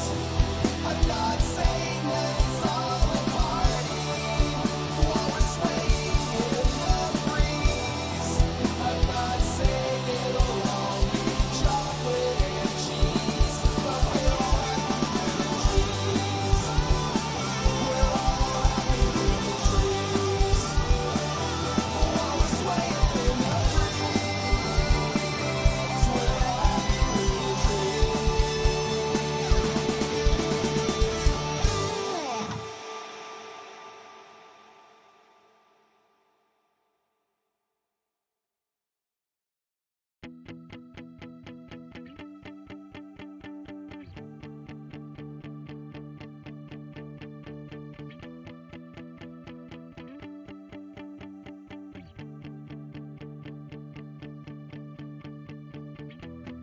Paint your sky in phthalo blue, and a alizarin crimson, swirls of cadmium yellow, sienna and vermilion. Make it any way you want, 'cause it's your world in the end. Paint yourself a little tree and give it a little friend.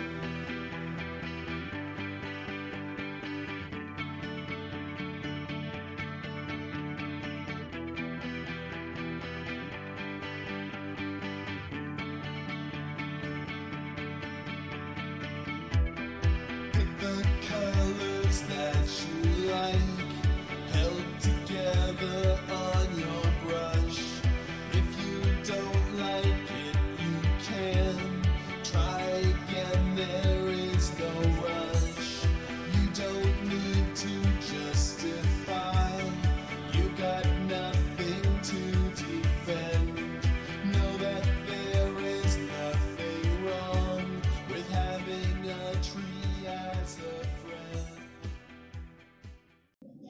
Welcome back, viewers. Thank you for returning to continuing to watch our Changeling the Dreaming 20th Anniversary Chronicle. That's it. Tales from the Rookery, Toronto by Day. For those who missed the first half, turns out that the Motley has returned and kind of settled back into things, though with some differences here and there. There are 3 where there were once 5, but suddenly there's 6. And they went to the freehold on the 7th floor of the Sick Kids Hospital in downtown Toronto to find that there are 3 brand new to them and brand new kind of to the city changelings waiting for them, with a couple of new mentor types.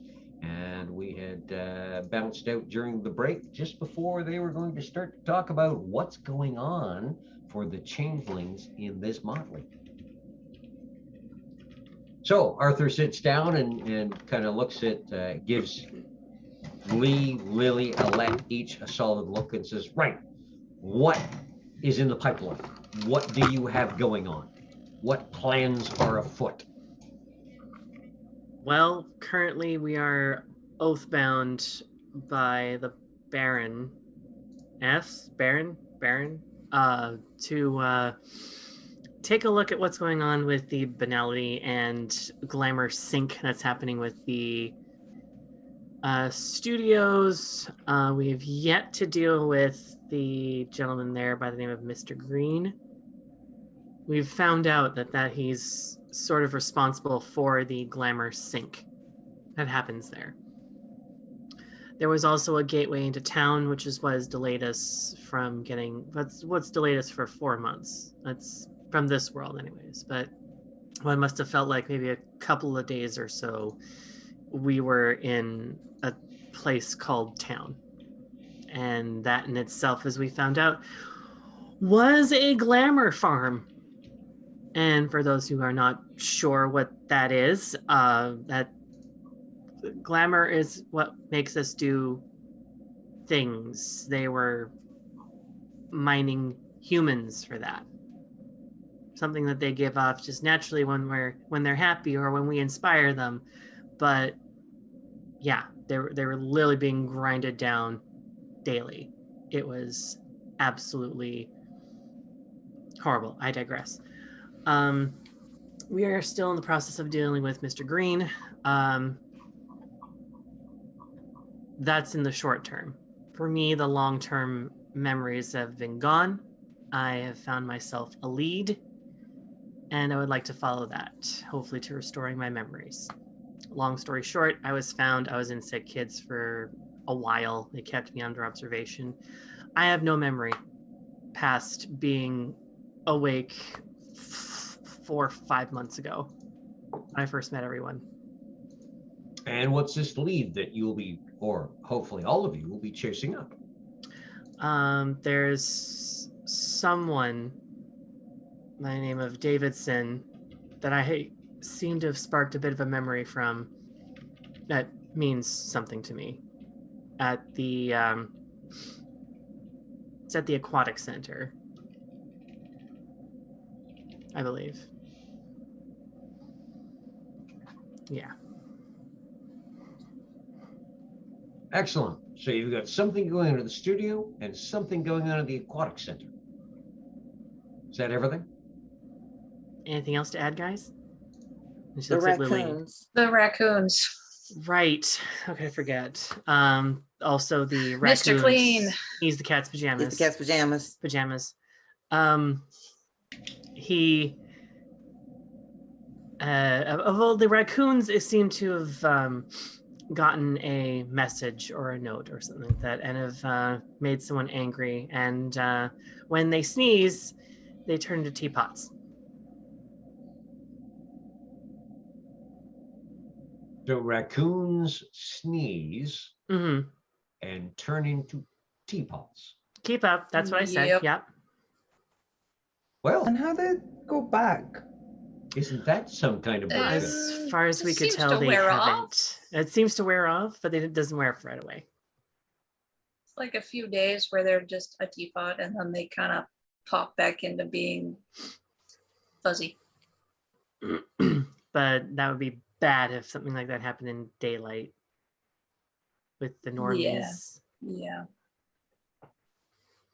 That would be Or quite if- actually to see a big old raccoon trundling down the street and thinking, there goes somebody looking for a meal, and then suddenly he sneezes and there's a teapot in the street.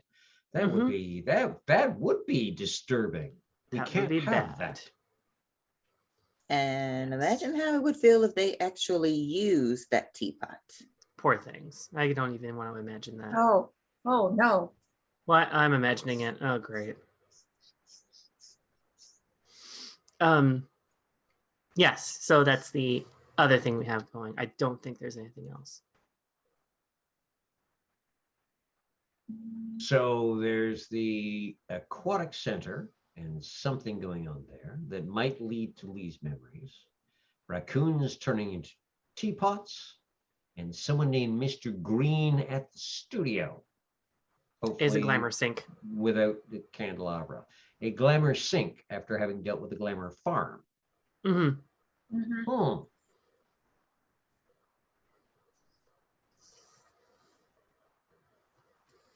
Right then, that is interesting. Yeah.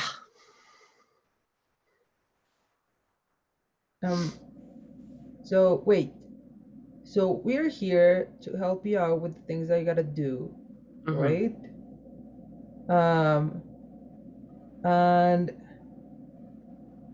And I don't know what a glamour sink is. Sorry, my Spanish. But that sounds bad. It is. Where as town made and developed glamour for our use in the most inhumane way, think of like an unethical farm. Okay.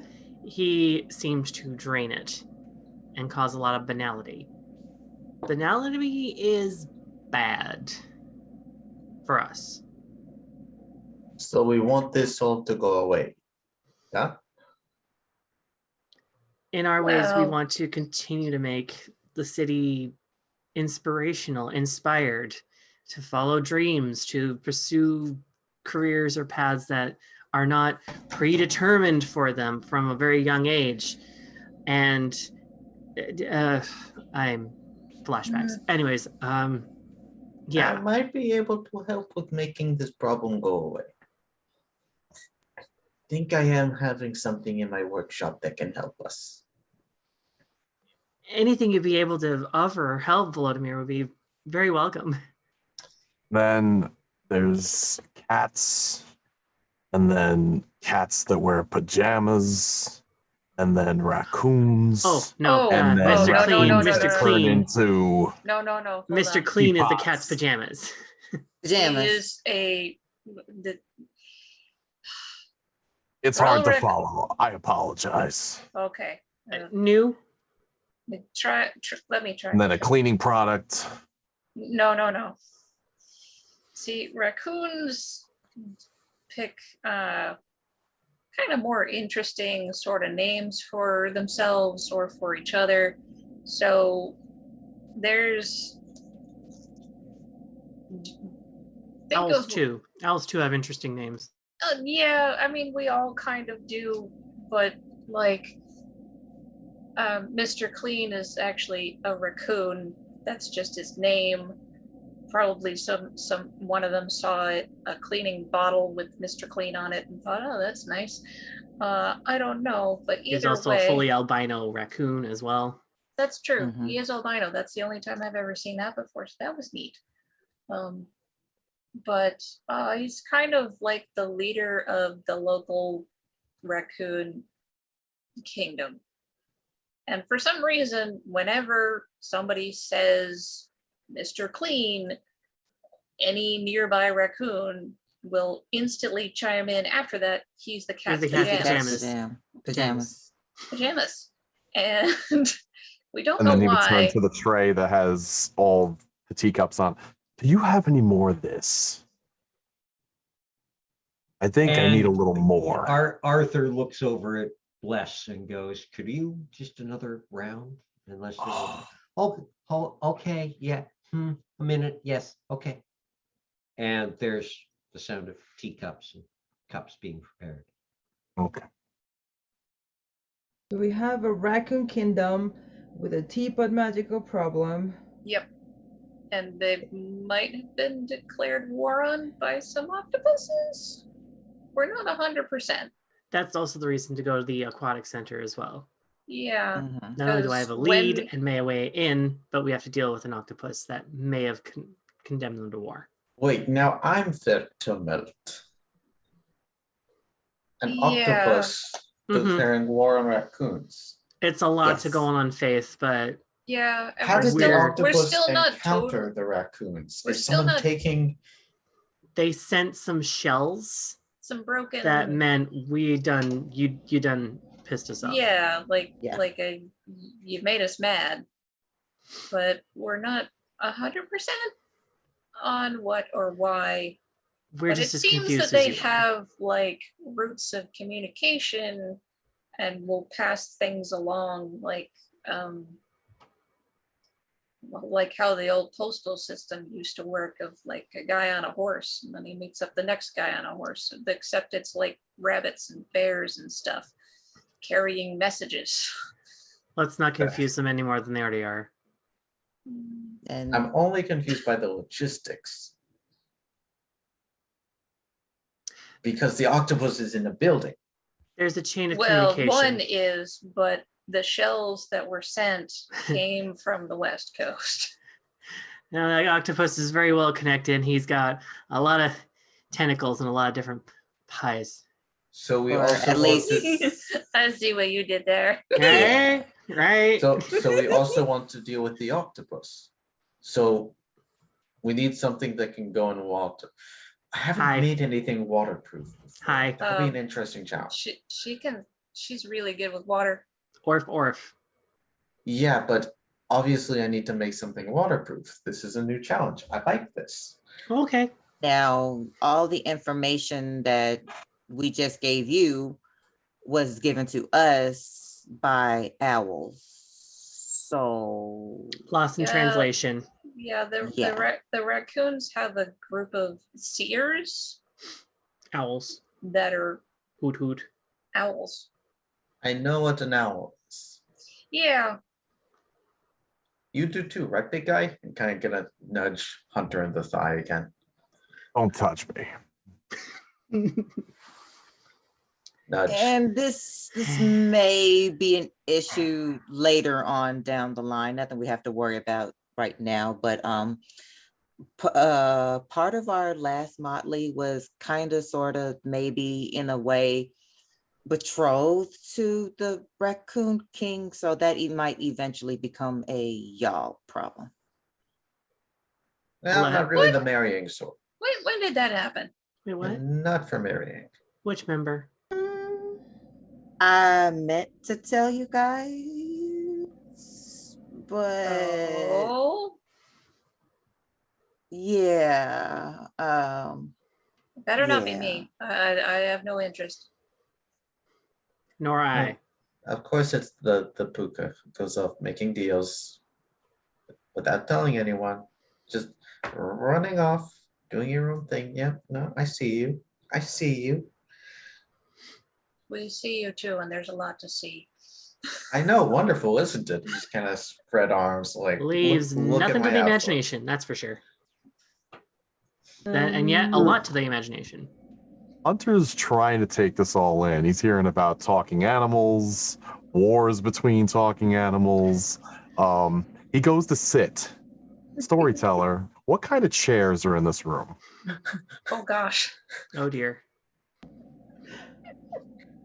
They are, again, old school, like chairs that you would have found in the 14th, 15th, 16th century. They are big, heavy, made of wood, well padded with leather.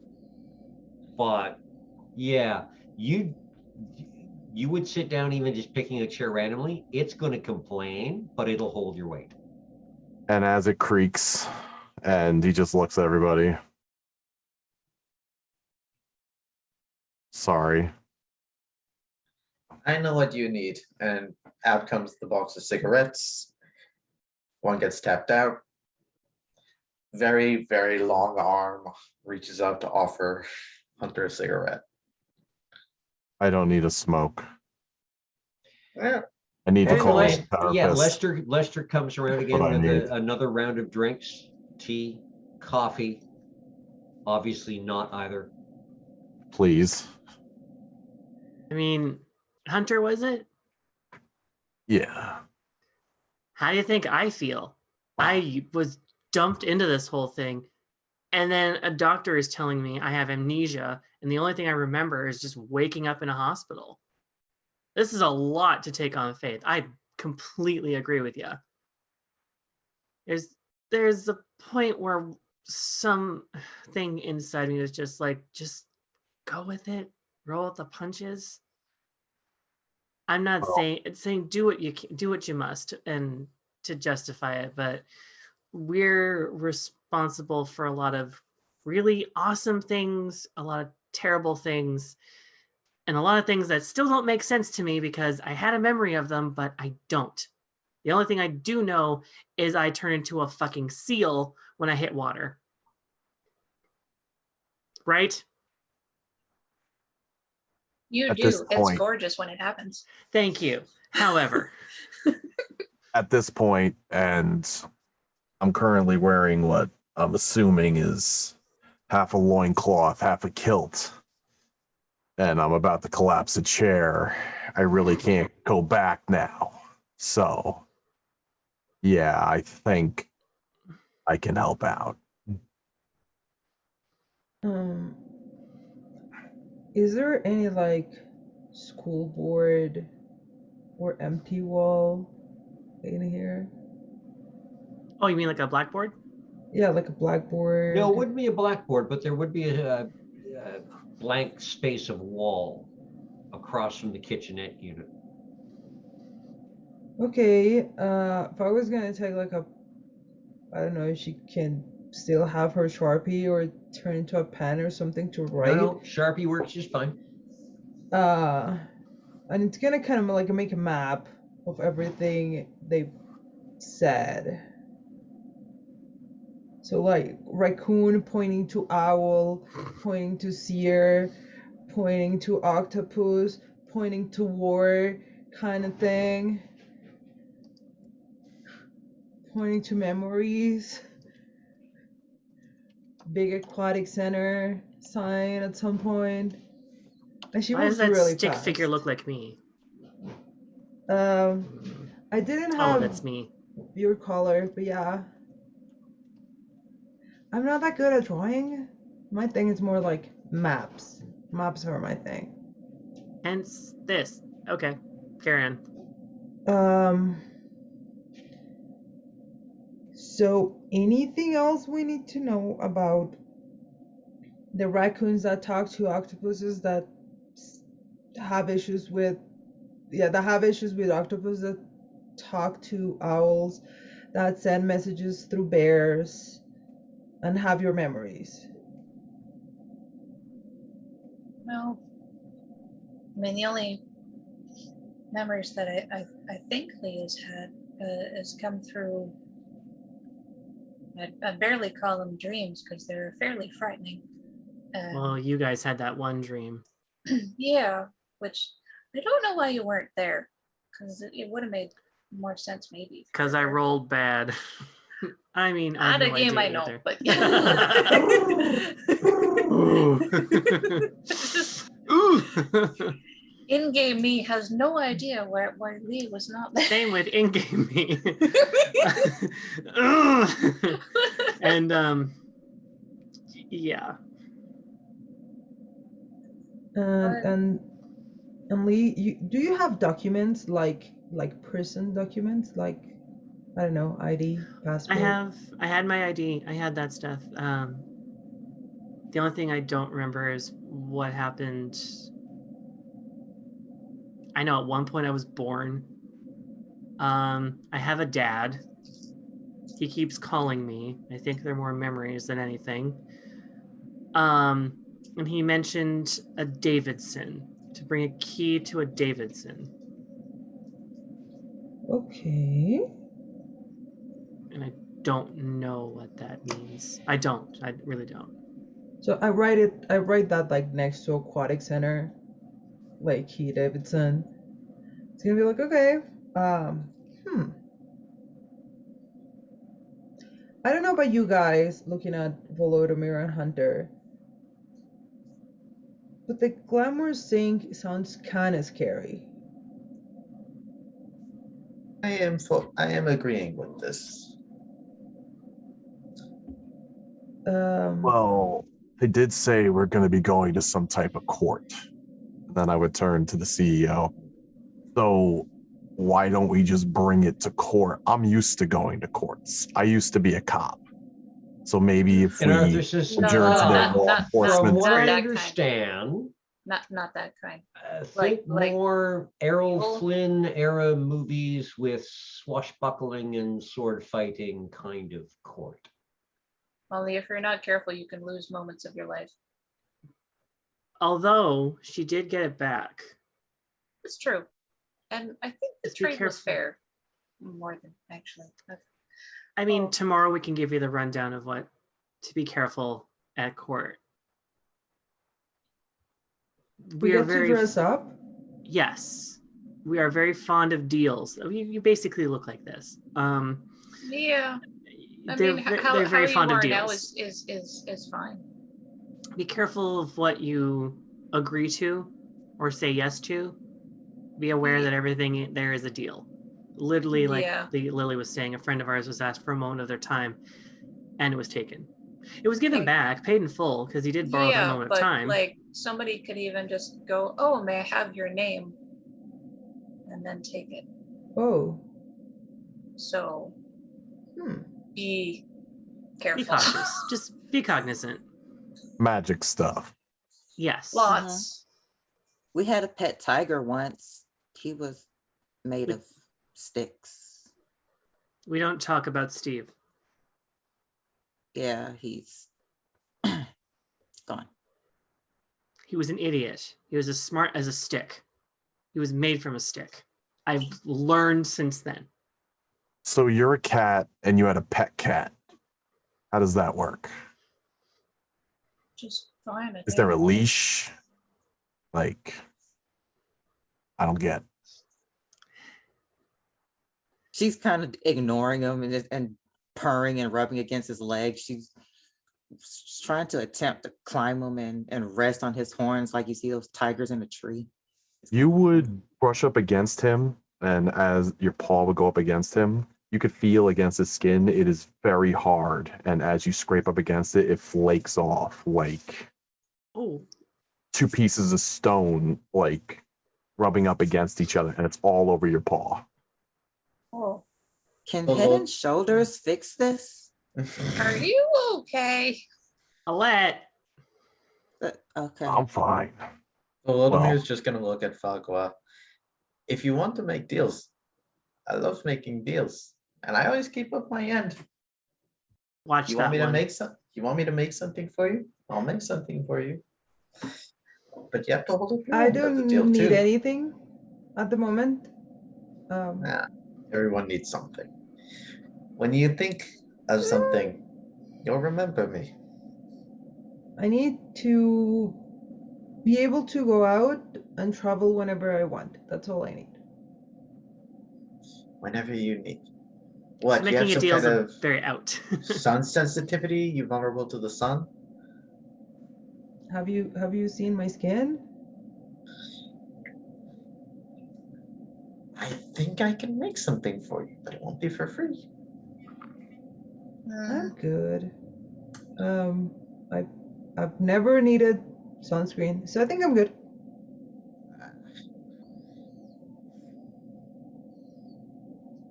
Just to give you a heads up, he jumped a coworker's car once and it blew up. I improved before it. you take I up. improved it. The engine was making a weird noise and I fixed it. When you put jumper cables on and they spark and then you turn the key, something's wrong. Mir. No, that is experimentation. No.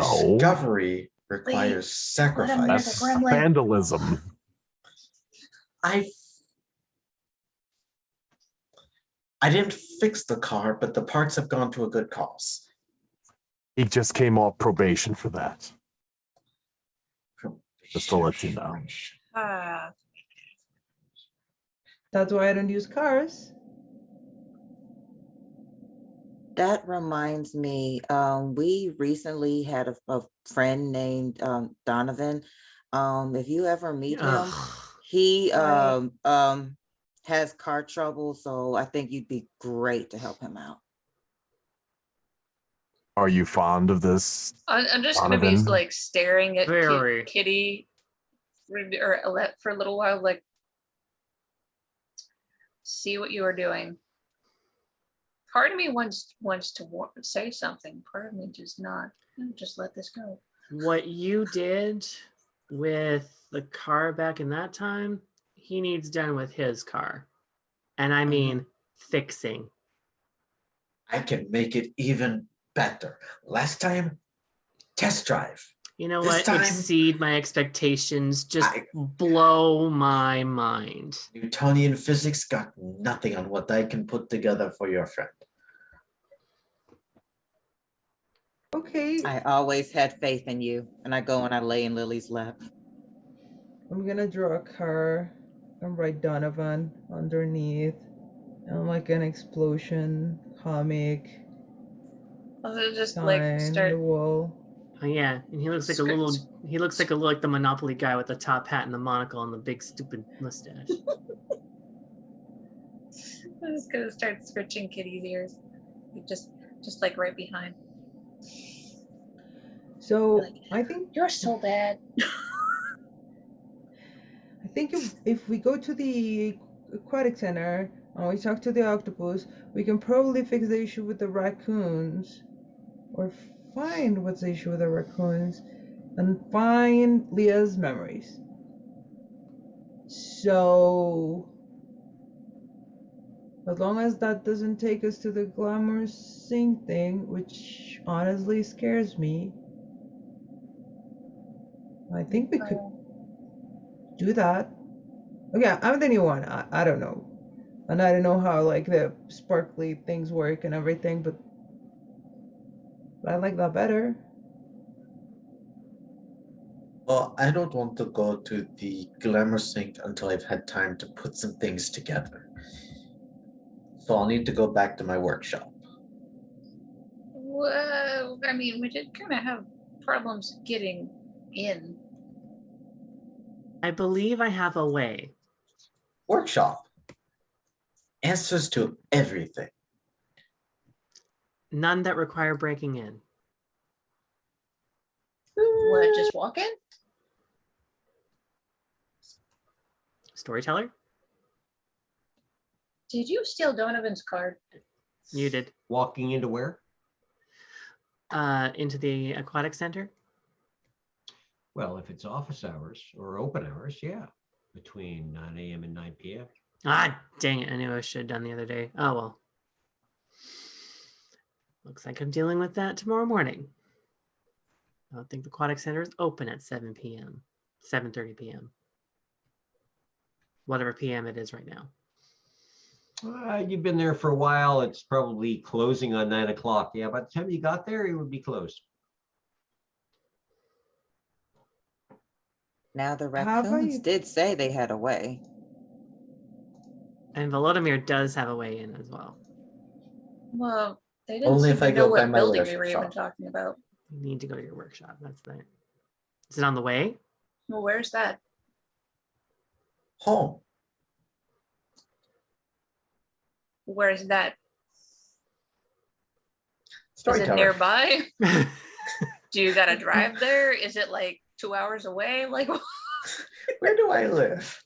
Where do you live? That's a I good am question. I am not wealthy. I I thought you lived out of that Winnebago that was sitting out back in the parking lot just gathering tickets. Let's see. Shade. what he Not- said he not woke deep. up in an apartment. Yeah. Apartment. With, like, roommates and stuff. Probably would be.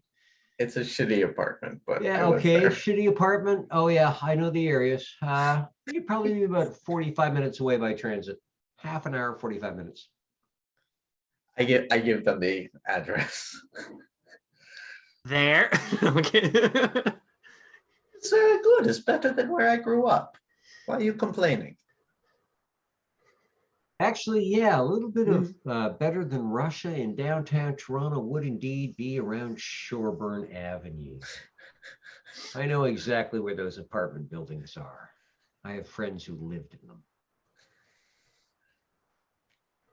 So Well, yeah, the whole thing is Volo really does think it's very comfortable. Oh yeah, yep.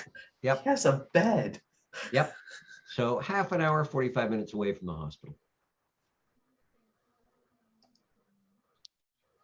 Alrighty. And what's the, like, how far is the aquarium from where we need to go? From where you are, the Yes, yes. aquarium is about a half hour straight south. And Volodimir's home is about 45 minutes east. So we have Volodimir's and head that way. Alternatively, we can deal with this in the morning before court. yeah, I mean, that might. Question. Uh-huh. Have I, like, for the storyteller, have I been to the aquarium since I've been here? Like, do I know the area? No, you have not been. Okay.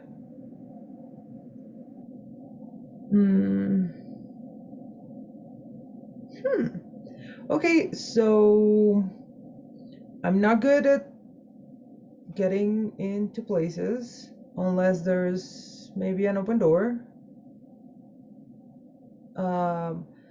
I think Volodymyr wants to blow it up. I don't know, it's the vibe that you give me. He wants to fix it, so fair. Yeah, it's just his idea of fixing. But how good are you with doors? Different. Very good with doors. You want hinges? Hinges are gone. Very good. Easy solution. What about alarm systems? See, I'm just thinking we've got a big guy here. He could just, like, punch it open. With alarms. You want a hole left in a wall? Maybe in a door that looks You like make a him, he fixes them? I was thinking to make it look like a robbery. I don't do buildings. Dang, okay. What I look like, architect? Why don't we scope the place out before we make a plan? And he goes to stand up, and the chair is stuck to his ass. And he goes over to the wall, and he starts looking at the picture. He doesn't even realize it's stuck to his ass. Kirby? Hunter, you Something is walk over, grab you the have a legs of the little chair and just something. start pulling. It's fine. Why? What the hell?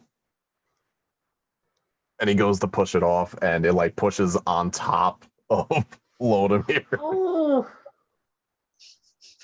I told you not to touch me. I touched technically, yeah. And he reaches down. He like picks him up by the seat of his pants.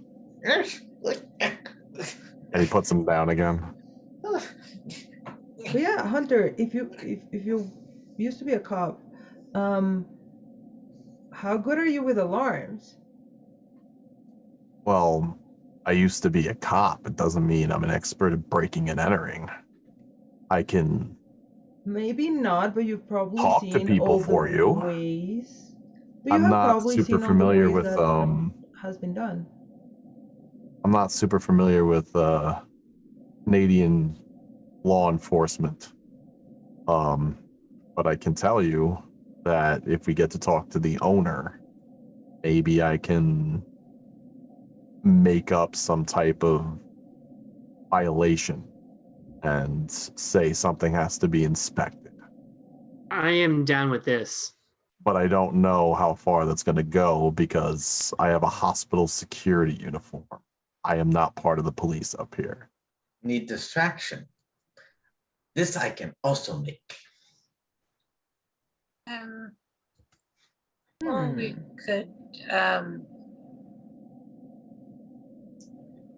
see. I'm thinking it would be simpler to just, do a walk by when the place is open, because then we're not breaking into anything. Yeah, we should scope it out. Yeah, We should case the joint. yeah, and then we can see what there is to see. I mean, didn't I forget if it was Don't you, we have Lee, ways or- of changing his uniform? Because at one point in time, we became maids or something. Like, can't we just change his uniform? That is true. That was to pass by cameras, though. We can Yeah. change that. We can't really. I don't think we can really change people's perceptions for a held long period of time. Yeah, it We didn't. It might didn't be able to last long. try And it. don't you remember we almost got caught? Pretty much. I mean, Yeah, but I can try to play off being undercover. Like, I have an older shield. I can go in plain clothes. But you don't have like the Canadian one. No. Even if it's older, it's not Well, that's from up not here. true. I have an older one. It used to be my grandfather's. He was a constable. I don't know how far that's going to get us, but it is from Toronto. No. Further than that, but at the same time, I like the idea of taking a look at the place. One way or another, Volodymyr, you will get to fix something. I'm not understanding air quotes. I do fix. Fix. Yes, fixing. You want something to do, you schemer, you can make me a fake shield. And Why if you would can I do make that, you a fake shield? because it's not real, it's not legitimate. Why would I make something that is not legitimate? So we can use it just in case I have to flash it. But if you're going to use it, it should be real. Because if it's a This shield, isn't a you might have riddle. to stop something with it. I'm not stopping anything in public. I make the you shield shield. is real, but the job is the not. way he is answering Kinda. you, I don't think he knows that you mean a badge instead of a shield. I should have known better than to try to reason with him. Oh, a badge. He Why wants me to don't make him a we- badge. Why That's don't easy. we do a drive-by and a stakeout, and then we'll figure it out from there. Because I'm not very good with stick figures on a wall. No offense, nothing No, against thank your you. artistry. I can But make you a badge. It'll take 5 minutes. You want anything in it? What can I fit in a badge? How big is it? Is it about the size of your ID badge for the hospital? something Probably more to fit regular into a size. wallet, Wallet sized. Wallet sized. so it actually looks semi-legitimate. And if we get to go inside, Outside. I can probably memorize the place. As I said, Show me I'm your really wallet. good with maps. He pull out his wallet. He's not handing it to him. I'm just, It's staying firmly in his hand. At this point, it would be like half the size of this from his giant Well- skillet hand. Volodymyr pulls a measuring tape out of the tool bag and just starts taking measurements. You know the size of a wallet. You know what a wallet is. No two wallets are exactly the same. See? Pulls out his own wallet. It is comparatively tiny. Are you sure you all want to get involved with him? I'm just giving you a heads up right now. He's been on probation at the hospital several times. He's done He is fire one code of our kind. violations. He has blown up a vehicle out in a parking lot. No one appreciates my genius, you schlemiel. Let me work. He tried to rewire lampposts, and it ended up almost blowing up his office. No offense, CEO. We took care of that already. I fixed I think you entire suggest- PA system. Entire, all by myself. Be It took me 3 forewarned. weeks. Oh, you fixed the PA system. He 3 didn't weeks. fix the PA system. I fixed the PA system. It's I much still hear better. people going to the bathroom upstairs. It's, Oh, the It's not bathroom fixed. upstairs. Not Oh. fixed. Mm. You think it's rainwater, and it's not. Mhm. I know. He thinks it's a joke too. I don't know how you still have a job. Anyway, we'll head out. We'll do a stakeout. We can even do it in 2 teams if you want. You can have the people that are physically We going to could go just, there you and could know- cause a distraction, and then the other half that'll actually accomplish whatever you need accomplished. Hey, yeah, Alette, do you think you could maybe do a little sneaky around there, being all stealthy Sure. and stuff? Sure. Not a Yes. problem. That's a good kitty. Meow. No, Scritch is behind her ears. And we're gonna go now, or we're gonna go when it's open? I mean, scope out the outside while it's closed, so people don't think we're, suspicious, and then I scope mean, if the we inside wake during up- the day. if we wait a little longer, we can swing by my workshop first. We can go now, go by Volo's workshop, and then go back in the morning. Is good plan. I like this plan. I think that's a solid plan. One rule though. One rule. At the workshop, you all stay in kitchen. Okay. Will we all fit in kitchen?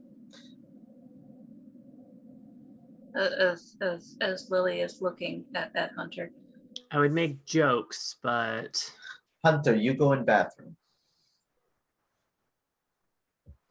I'll wait outside. How's that? So Even better. I'll I'm also kinda wait scared outside. to My see where you place live isn't in a anywhere. kitchen. hold on, but because we're all different sizes when we're not in this room anyway. I don't We'll know all why. fit in the kitchen, Lily. Yeah, we'll be fine. I don't know why I said that. Only have bathroom barely counts as room. Only have 3 rooms. Kitchen, bedroom, workroom. Okay. So how do you That go to the works. bathroom? Is closet. Much better than back home. You wanted to Much shove better. me in a closet? You fit. Have shower. I'll wait outside. I will also wait outside. I'll make sure he comes out at some point. I appreciate you doing that. So anyone Because I has don't a think I want to go inside car? either. I Leave me make in bags. sugar. Anyone has a car so we can go there? Because I have a scooter. I have The gremlin. I have a gremlin. I have Okay. bus pass. I also have that, but I got a gremlin. Yeah, I mean it's kind of small, but it works. I have a Chevy Tahoe. So we have 2 Okay. vehicles. He never lets me look at his car. You come near my car, you're going across the parking lot. Mine has Last sentimental time I'm telling value. you. Lots of sentimental value. Lots. You know, I've tried flight. I have not been able to build a flying machine yet. I need a bigger workshop. Okay, so I think we have a plan. And if the boss says it's okay, We good, Big O, the CEO head honcho? There we go. Arthur stands up and says, "Oh, no. I'm just the mentor type like Betty or Gertie was. I don't tell you what to do. You decide what to do. It's all Alright. of it." Now, something that you might want to run through them with, let Lily and Lee, is what are the rules of the freehold? Every freehold has rules.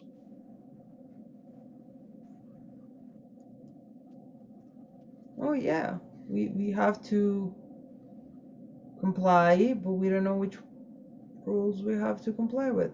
Well, I mean, one of the things is that the door here only opens on Thursdays at 7 p.m. That's when we have access. That's when we have access. Any other day or time that you come, this will seem like a regular room in the hospital. It won't be the freehold. The other thing is that time passes a bit differently in the freehold, so it's not recommended to say take a nap in here, because you might come out and it'll be 4 months later. yeah, that one. What? That can happen, yeah. We had that happen to us when we went into the dreaming. We thought we were only there for a few days, and when we went in when it was October, and when we came out it's We're now in February. March. Yeah, it's March now. So Temporality is weird. Okay, measurable, quantifiable, I'm sure. I have a device that actually could help with that if someone is willing to take a nap in here while wearing it. No, I am not I taking a mean, nap in here. you can do that. I have a house for that. I have a bed for that. Yeah, I like my apartment. So do I. Smart move. Yeah, Smart move. yeah. Other stuff. Oh, the hearth fire is, well, because like when you're out in the world and stuff, things can happen where you end up using up your glamour, and so if you want to kind of replenish and get it back, you can come here, and basically the hearth fire here, and Lily will be like pointing to the fireplace, is where the glamour that you can replenish comes from. You do need to be careful to not take it all, or it will die and we can't fix it. So you can even say if you want to kind of perk it up a little bit, you can feed into it, but it's make sure that there was always still, that it is still burning and still going. This must continue, or everything that we're here for will be pointless. So that's one thing.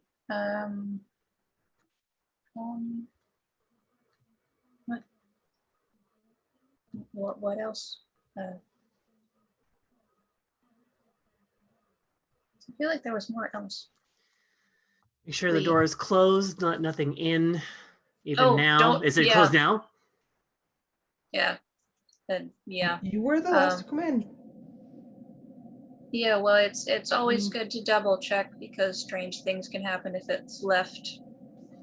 Something could come in, something could come out. Yeah, it's because of this place being kind of out of regular sync. There are stranger things that could come in than, say, just a regular mortal walking in. So it's always just safer to make sure it is always either you're walking through it or it's closed. That's it. I'd say more importantly, if anything from the dreaming itself from outside here decides to come in as well. Fair enough. Yeah.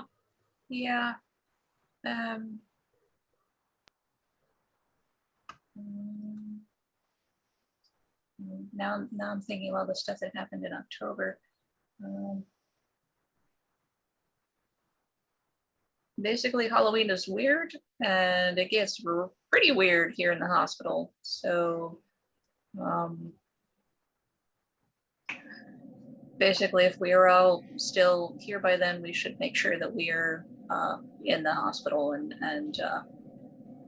taking care of whatever may be happening at the time. Take Uh, the stairs. yeah, don't ride the elevator. Always. Mhm. Take the stairs. What happens when you take the elevator? Viney shadow vine Face spike hugger. monsters. There was, I don't know, something took control of it and was making the elevator do weird things. And you don't want to be in an elevator when it's doing weird things. Not on Samhain. No. Mm-mm. Mm-mm. We have a poltergeist on the elevators. What? What? No? A poltergeist, we like do? like the movies. I don't know. You said face hugging shadows thingies. Oh, well, I don't know. We didn't. Like in the movies. No, I know what you mean. It's not just a poltergeist. no, it was something else. There's a lot of, well, I mean, as just looking at this room of us, you can see there's a lot of variety, and there is even more variety than just what is in this room. Most When you're things out are- there and you see strange kitties, don't pet them. Oh no! Don't pet anything you don't already know. Especially when they have a lot of legs. Anyways. That Or Not say gonna go on Mumther. Oh. that breaks my heart. It was very scary. You normally just go up and pet random things. Nope. Not anymore. Well, like No. not random things, but like cats, dogs. Well, Like you're having lunch and a cat comes by, you pet them. That's kind of a rule. yeah. Well, I mean, because this wasn't. If you saw a cat that had a body of a centipede, I don't think you want to pet it anymore. Yeah. Well, maybe not that, but just like random cats on the street, like. Well, I mean, if you're pretty sure it's a cat, like an actual cat, it's probably fine. I just meant, I mean, because I don't know what all you guys can identify or sense. So, until you get better at whatever you're able to do, yeah, just caution. Cigarette number 3 comes out. Do that a Any lot. other- There's things out there that can apparently unzip their faces.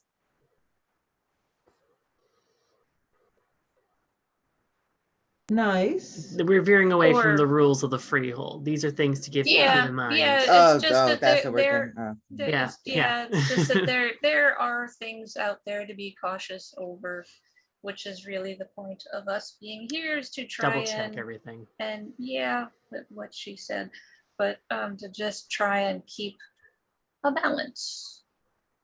Because things of various kinds like to unbalance things.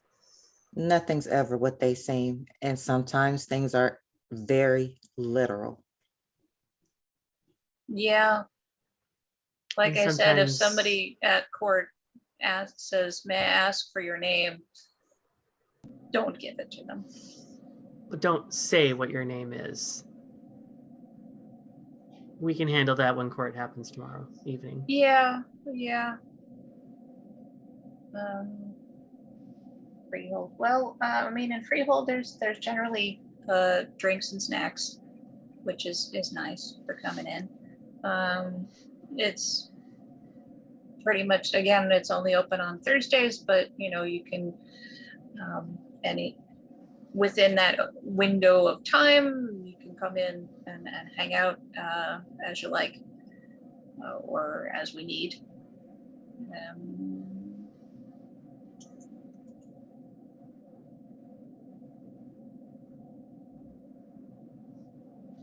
Crystal the player has run out of brain cells. I What- don't think I can think of anything else. What happens if you break the rules? Bad things will happen. You'll really, really, really, really, really, really, really, really, really wish you had never done that. You will know when you have broken a rule. Okay. But It's I vague, mean, I know. Yeah, but most rules is make sure the door is always closed unless you're passing through it, and make sure the fire is always burning. That's the other one. Yeah. Like those Okay. are, and also don't recommend staying in here longer than, well, don't fall asleep in here. Then you need, Yeah. Yeah. Okay. Seems common sense. Yeah. So you're catching on, Hunter. Mhm. Okay, So are we going to keep being Hokachanik? Or are we going to go do some scouting? I think we covered all what we need to cover, I think. I think that's it. Unless the storyteller wants to tell me Oh, something no. I forgot. Well, there was stuff in your chat. Stuff in my chat. Yeah.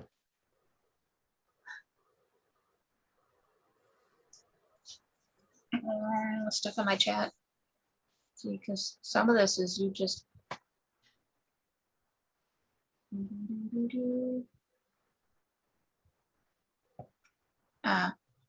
But I'm not sure what that last one means. Take as you need, no obligation.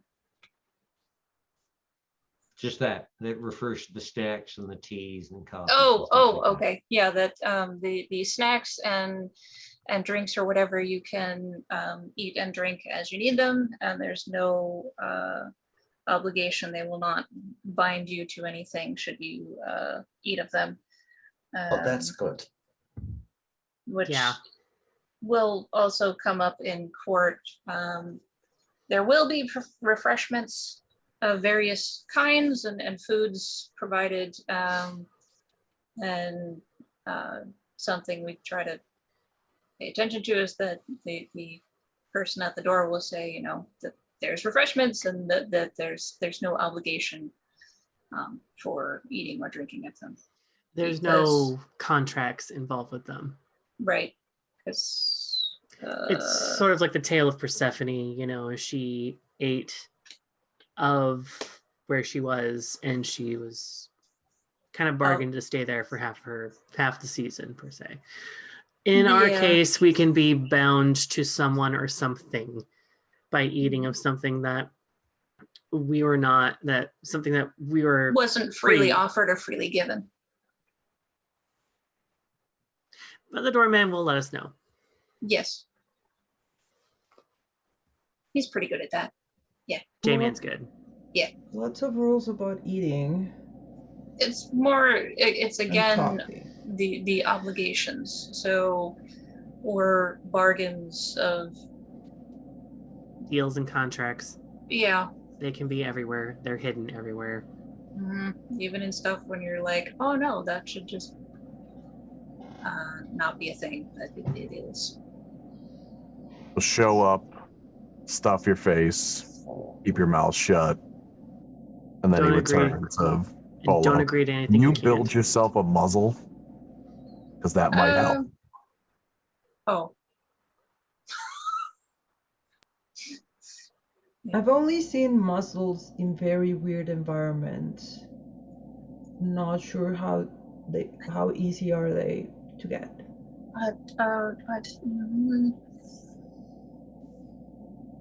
Lily has turned into a just sort of stuttering at this one. We can go shopping if anyone. Or Volodymyr could probably make one. I thought that's what Hunter meant. Is Volodymyr should make him. Yeah, he's gonna need a muzzle. He doesn't keep his mouth shut. I don't know. You can't confine expression. That you can. You express yourself at court, then that'll probably be the last time you express shit. You'll learn very quickly. In that case, by all means, please talk. Express yourself. It is expected. I really want you to shine.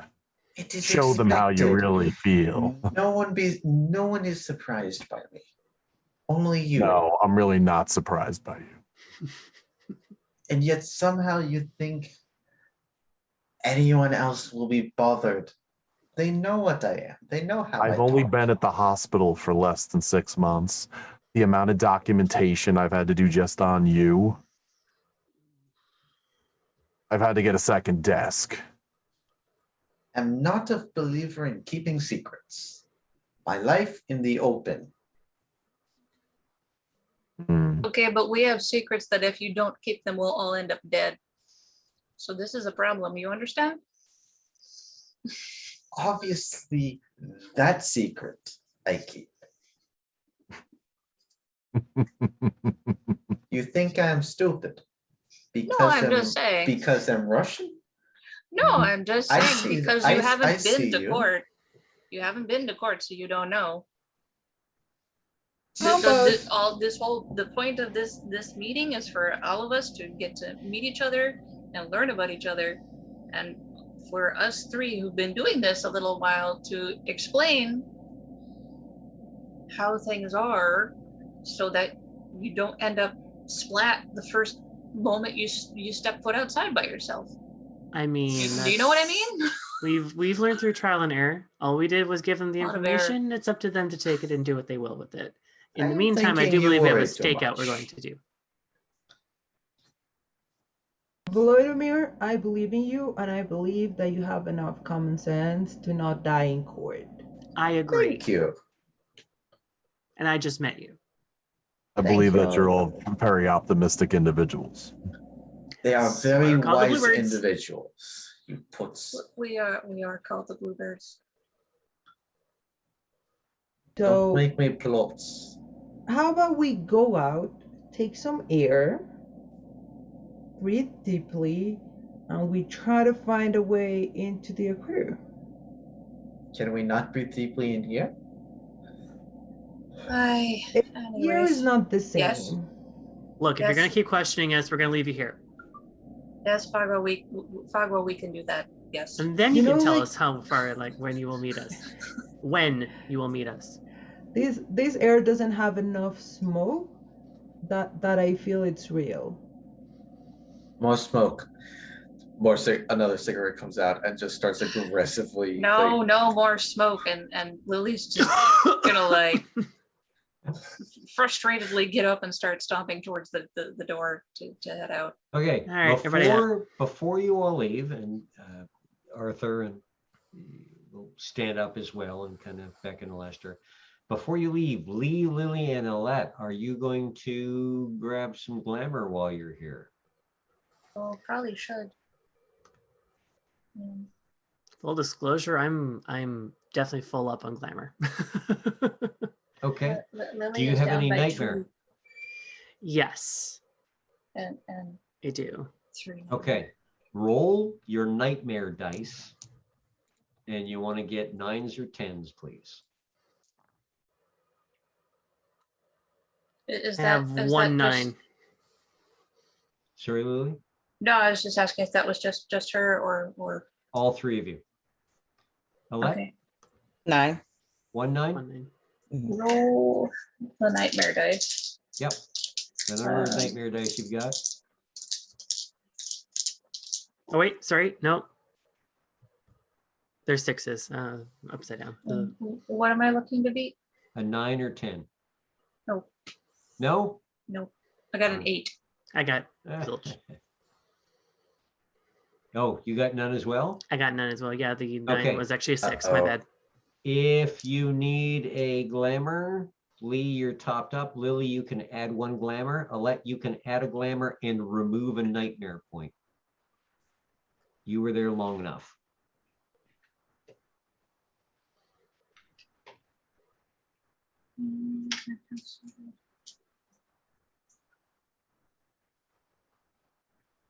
Okay, and before you actually leave, Arthur will, for a large man, he moves fairly quickly, is suddenly at the door and says, as I understand it, Betty and the rest were not here every week to chaperone, correct?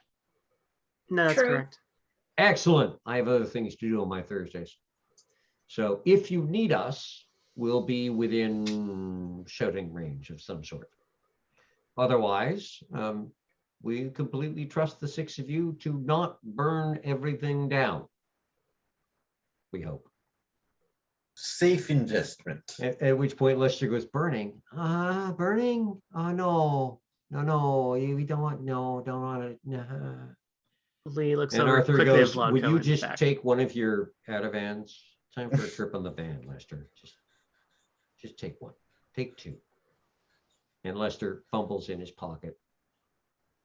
Seems to kind of palm and pop a couple of pills and goes, okay. And Arthur says, excellent. We'll let you get on with it then. And he and Lester just open the door and stroll out. Bye. I'll go out. Okay. Because. Yep. Anybody Okay. else? Yep. Following after them, and maybe trying to give Lester a small supportive type pat on a shoulder or sleeve.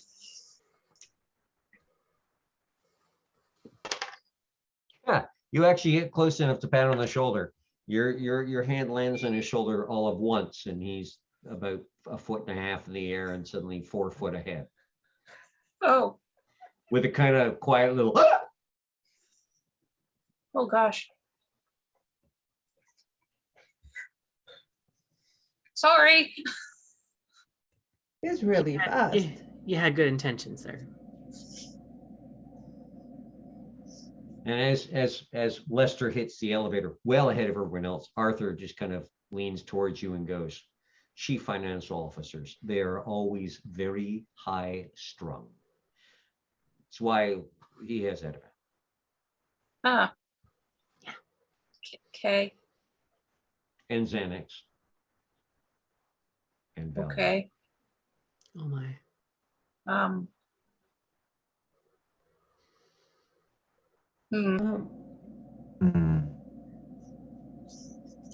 So the Shall we? stairs, right? So we're just gonna have the strangest just elevator ride down.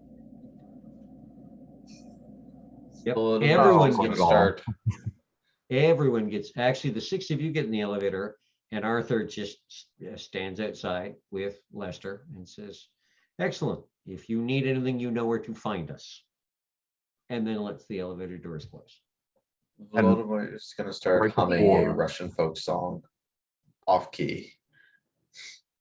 Right before it shuts, Hunter remembers, aren't we supposed to take the stairs? Oh shit. And he's like, oh!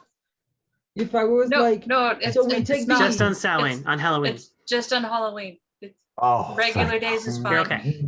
okay. Oh, We wouldn't have gone in okay. here. We wouldn't Yeah, have we gone in wouldn't- here. Yeah, no. We wouldn't have Storyteller spent. note, fuck up spent the all- elevator on normal days. Okay, thank you. No. Cliff. It's okay. I fix. Yeah. Yeah. You fixed So me tell on me your who own. really fuck Get up up, the big elevator cliff. on some days. Oh god. We're dead. We're so dead. Okay, Stairs. so you get to the lobby and where are the six of you? What are the six of you doing? We're gonna split Well. in the cars, I guess. I'm going Who's to in the Hunter. gremlin? Yo, Okay, we got our team. Team Gremlin. I think I'm I have to put going him with into my Hunter, car. right? Yeah. I mean, if we split up this way, one of us can definitely stake out for sure, but you're the cop. You know how to stake out. Was a cop, but yes. My bad. So It's he knows how okay. to stake out. I'll take the back. I'll leave you two in the front. I love sitting in the front seat of cars. All kinds of God. things to discover. Why can't I put you in the trunk? And goes to get his keys and heads out to the parking lot. Trunk also very interesting. I accept trunk. You know he There you has go. access to your electronics from the trunk? Hmm. Yeah. Parking He's at not Sick coming Kids in the gremlin. Hospital is all underground. Okay, let's head out that way. Okay, and from the parking lot, where are the vehicles going? We're following Well, Gremlin.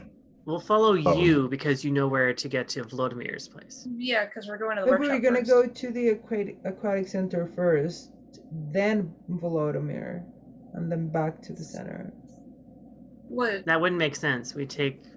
No, because we're just gonna go like scope But the out. plan was like a Oh. scouting at night. Like a and- drive-by, Yeah. but Eh. stopping at some point. Right. Yeah, But just so like I thought around and- we're gonna stop at his workshop first, and then So go scope. before we split up in the cars, I'm gonna catch somebody's phone number from the other car, so we can actually communicate. Step one of the step. Or someone who's not Communicate. driving, because I'll be driving. Yeah. That is useful. So can have Lily's exchange with Lily. Shazam. Meanwhile, Volodymyr is quite enthusiastically and cheerfully climbing into the trunk of Hunter's car. I didn't really mean it, you schmuck. You can sit in the front. Ooh. Don't touch anything. with a wire in the hand, like. Yeah, he's already pulling out a small hammer. Touch anything. Hey, you may have to swear him to something. I have bungee cords. If I have to use them, I will. Volodymyr, do you promise not to mess up with Hunter's car? Volodymyr is going to look around, and then he's going to put his hand on the car door. I solemnly swear that I shall not tinker, fiddle, or otherwise manipulate the materials of this fine vehicle. And can I put a contract on myself? Yes, you can. I am putting a contract on myself, and I'm tying it to the car. Interesting. Wow. Can we do that? Boy, you just did that. Apparently you Interesting. can. Hang on. Let me just. We've take never done that quick- before. As You mean as this whole time we could have done that with Don? Well, As I no, understand- no, no, Well, no. that's getting him to would agree to need- something. You would need the art contract. I have it. Yes, which he does. Oh. Okay. Never mind. I planned this character. What? Never. Who does that? Huh? No. Funny, because contracts are supposed to be other people, but you're doing it with the vehicle technically, which I mean, I'm actually, making- yeah, I'm- no, I mean, that Yeah, works I'm for making me. a contract, but I'm tying it to the prop, which is the car. As I understand the system from Yes. Oh, yeah, panic. definitely.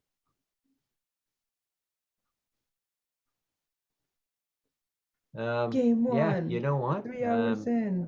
Years Contract. in, we're doing a contract. Art's What? Goodness.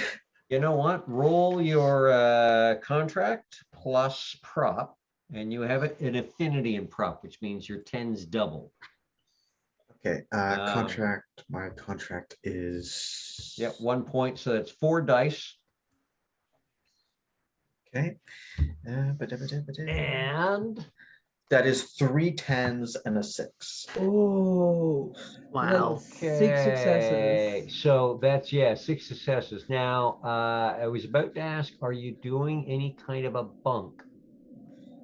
I will, while I have my right hand at the car door. With my Yep. left hand, I am rubbing the top of my head, and I am hopping on my right foot. That'll do. That's not a specific contract style bunk, but that will do. So yeah, that will mean it's an expenditure of only 1 glamour, not 2. And Oof. with 6 successes, yeah, you are now bound to this vehicle and ensuring that it remains in the condition that it is when you have made the contract. You don't Which need to do means, that should weird something dance. happen to the vehicle, you need to fix it or repair it back to its original state. Yes. Just don't screw anything up on it. Hunter now has an auto mechanic on call at no cost. Yes. If you drive through the bollards and crunch the crap out of the front, Vladimir will get out while you're still driving and fix it. With all Not a that bad thing to have on entails. speed dial. Yeah. Yeah. Okay. Yes, you are now contracted to Hunter's vehicle. That is the most original use of contract that I have seen to this point in many years of playing Changeling. I applaud. That might just be worth a little extra experience points. Oh, okay. And as all of you folk are wending your way out of the underground parking of the hospital to go on your way, that is looking like the place we are going to wrap up for this evening, and we will see what happens next week. So first of all, viewers, thank you very much for being with us tonight. We're going to go around and have a chat with everyone so they can tell you who they are and where you can find them. So once again, it's been great having you. And I know we've been kind of stuttering, but we're into a smooth run now. So watch for, we'll be back next week with even more fun. Let's outro our incredible motley, these fantastic players. And we'll go the same order that we did when we were introducing them. So that means we are starting with, if I remember right, Alette. Hi, everybody. I'm Kitty Kimchi, and tonight I was your mischievous zookeeping puka, Alette. And let's see. You can catch me on Gehenna Gaming for Bluebeard's Bride. April 3rd will be Martlet Games will be premiering Indie Anarchs. Catch me in that. Next Friday, I will be back on Vorpal Tales for Call of Cthulhu. And if I have to pass the torch to anybody, I am so glad to pass it down to the 3 new members of this motley. You guys have been absolutely amazing. I am so looking forward to the chaos. So let's see, any updates you want to get with me on anything? Follow me on Twitter at she's Blasian. Excellent, thank you very much. And next up we have Lily. Crystal, I played Lily Winters, your friendly neighborhood Corrid. Just checking that I'm not muted. I am not muted. Go me. I'm not really on social media, but I do play this game, and it gets, hopefully you've been watching it this whole time, streaming on Wednesdays, and yeah, we got some new players, and we'll see how it goes. It's should be good, I hope. Yes. Yes, thank you very much, Lily. Next up we have Lee. Hey everyone, I'm Rose, once again playing Lee. Both of us are she, her. I'm a creative partner with Martlet Games, as well as a regular player here. I will be back next week, but not for too long. My time is borrowed, unfortunately. I'm excited to announce that I will be running my first one-shot. It is called Dancing with the Duke, a Regency-era V5 game, which we will be playing live on Twitch on Martlet Games at 5:30 p.m. PST on March 27th. And no, we're not coordinating 2 days later with the release of, say, I don't know, Bridgerton season 2 on Netflix. Not a sponsor. We're absolutely not making that connection whatsoever. I totally am. You can also catch me playing Elena Caldwell in a D&D game that we call Agents of Shield and Icewind Dale homebrew. We play that live on right here on Vancouver by Night at 5:30 p.m. PST on Fridays. That's lots of fun. Definitely check that out. For everything else, you can catch me on TikTok at Rose Bulbasaur for just some acting stuff. I'm getting more vocal, more active, more advocate-y. I'm all about my trans rights and my trans sisters and brothers and everyone in between, all my sibs. So feel free to catch any of that on my socials, which is Twitter and Instagram. Both are at Rose_Bulbasaur. Thanks so much for watching, guys. And yes, I am so happy to be passing on the torch to these individuals, and I cannot wait to see how we exit out of this game. It's going to be rocking. I'm excited. Thank you very much. Next up among our 3 new Oddly members, let's start with Volodymyr. Hey everyone, I've been Zev playing Volodymyr Mihailovich, your friendly neighborhood kaboom man. Really, really excited to be stepping into this absolute bundle of not chaos. You can find me here and also here on Tuesdays in stuff to be announced. So keep an eye out for that.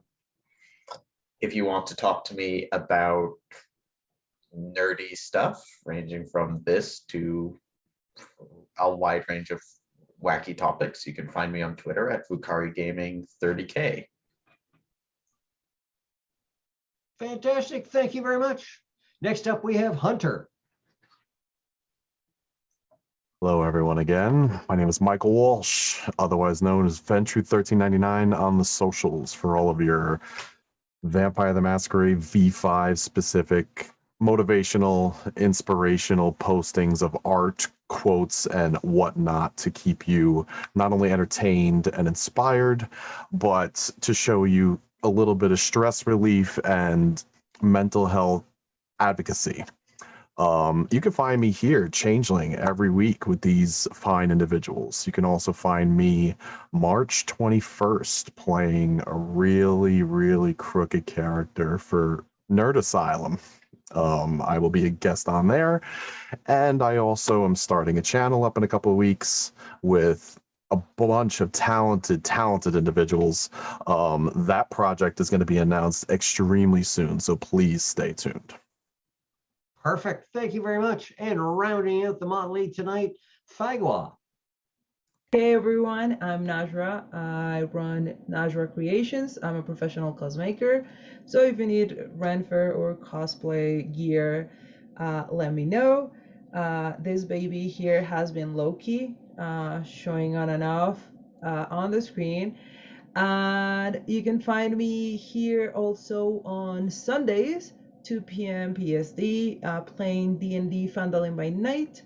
My character just came back from the dead, and we are taking back the adventure, so it's fun. And our DM, it's kind of mean. So it's gonna be a fun episode next week. You can also see me, find me on some one-shots here or in social media as Natural Creations, where I share a lot of feminist, Latin American things, and D&D stuff. Perfect. Thank you very much. And I have been Cliff, your storyteller for this evening. You can find me here on Vancouver by Night doing the Saturday Vancouver Takeover as part of the Delves into Darkness crew, where I play a sweet and innocent little Hikata Taylor guy.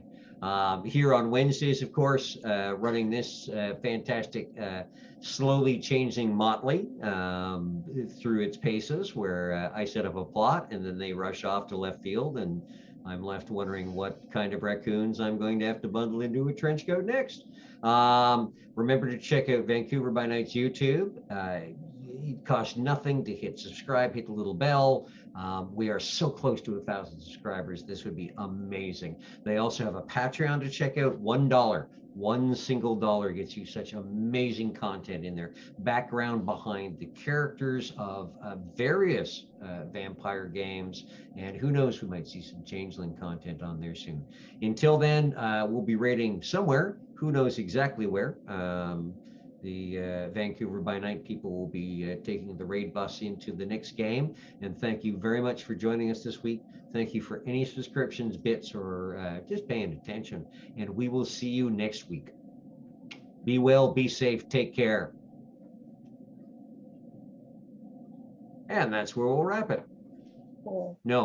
Cut it off here, Steve. No, right here. No, cut it. Edit it here, Steve. And now. Now, good. Yeah.